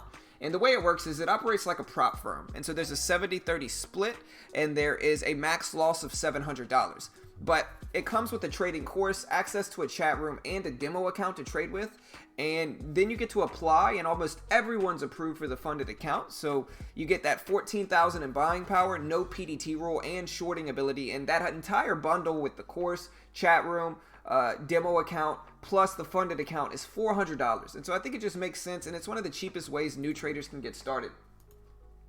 And so if you want to check that out, there's the link. Great way to help support us. Of course, we make a commission if you sign up through us, and so maybe we're biased in that regard. But there's the link if you want to check them out. Also, team, like I said, the Trade Ideas test drive starts on Monday, and I think this is the best deal for Trade Ideas in a long time, because this one lasts for 2 weeks. For $8.99, you get to try out Trade Ideas. Like, to put that into perspective, my subscription for Trade Ideas is $120 a month. And so to try them out for a few weeks for $9 essentially is very, very cheap. Another great way to help support the channel. And so there it is. There's that. If you want to check out our website, we got a lot of good free content on our website as well, and I'll plug that here too. And then I'll close it down. Like I said, join our Discord if you want to see how I do for my system trading today. Here's our site link. And yeah, don't forget to hit that subscribe button, guys. Let me see how many we get. We needed to break 6 more subscribers. Let me see if we got it. We still need 3 more, guys. But we'll close it down. I'm sure we'll gain that today. So hit the subscribe button, click the bell, turn on notifications. We go live every single weekday morning for free on YouTube. So smash the like button, hit the subscribe button. Show your love for what we do here. Appreciate the love and support, team. We've been growing like crazy the last few months. And so appreciate the love, guys. Wish me luck. I'm going to try to fight back from the hole I put myself in. But I'll be all right. Regardless, still going to be a green week, hopefully. As long as I don't make too big of a mistake today. But yeah, guys. One love. Have a good day. Have a good weekend. I'll see you all later. Yeah, make sure to subscribe because we got a bunch of good free content that's coming out this weekend. So smash that subscribe button, team. Later, guys.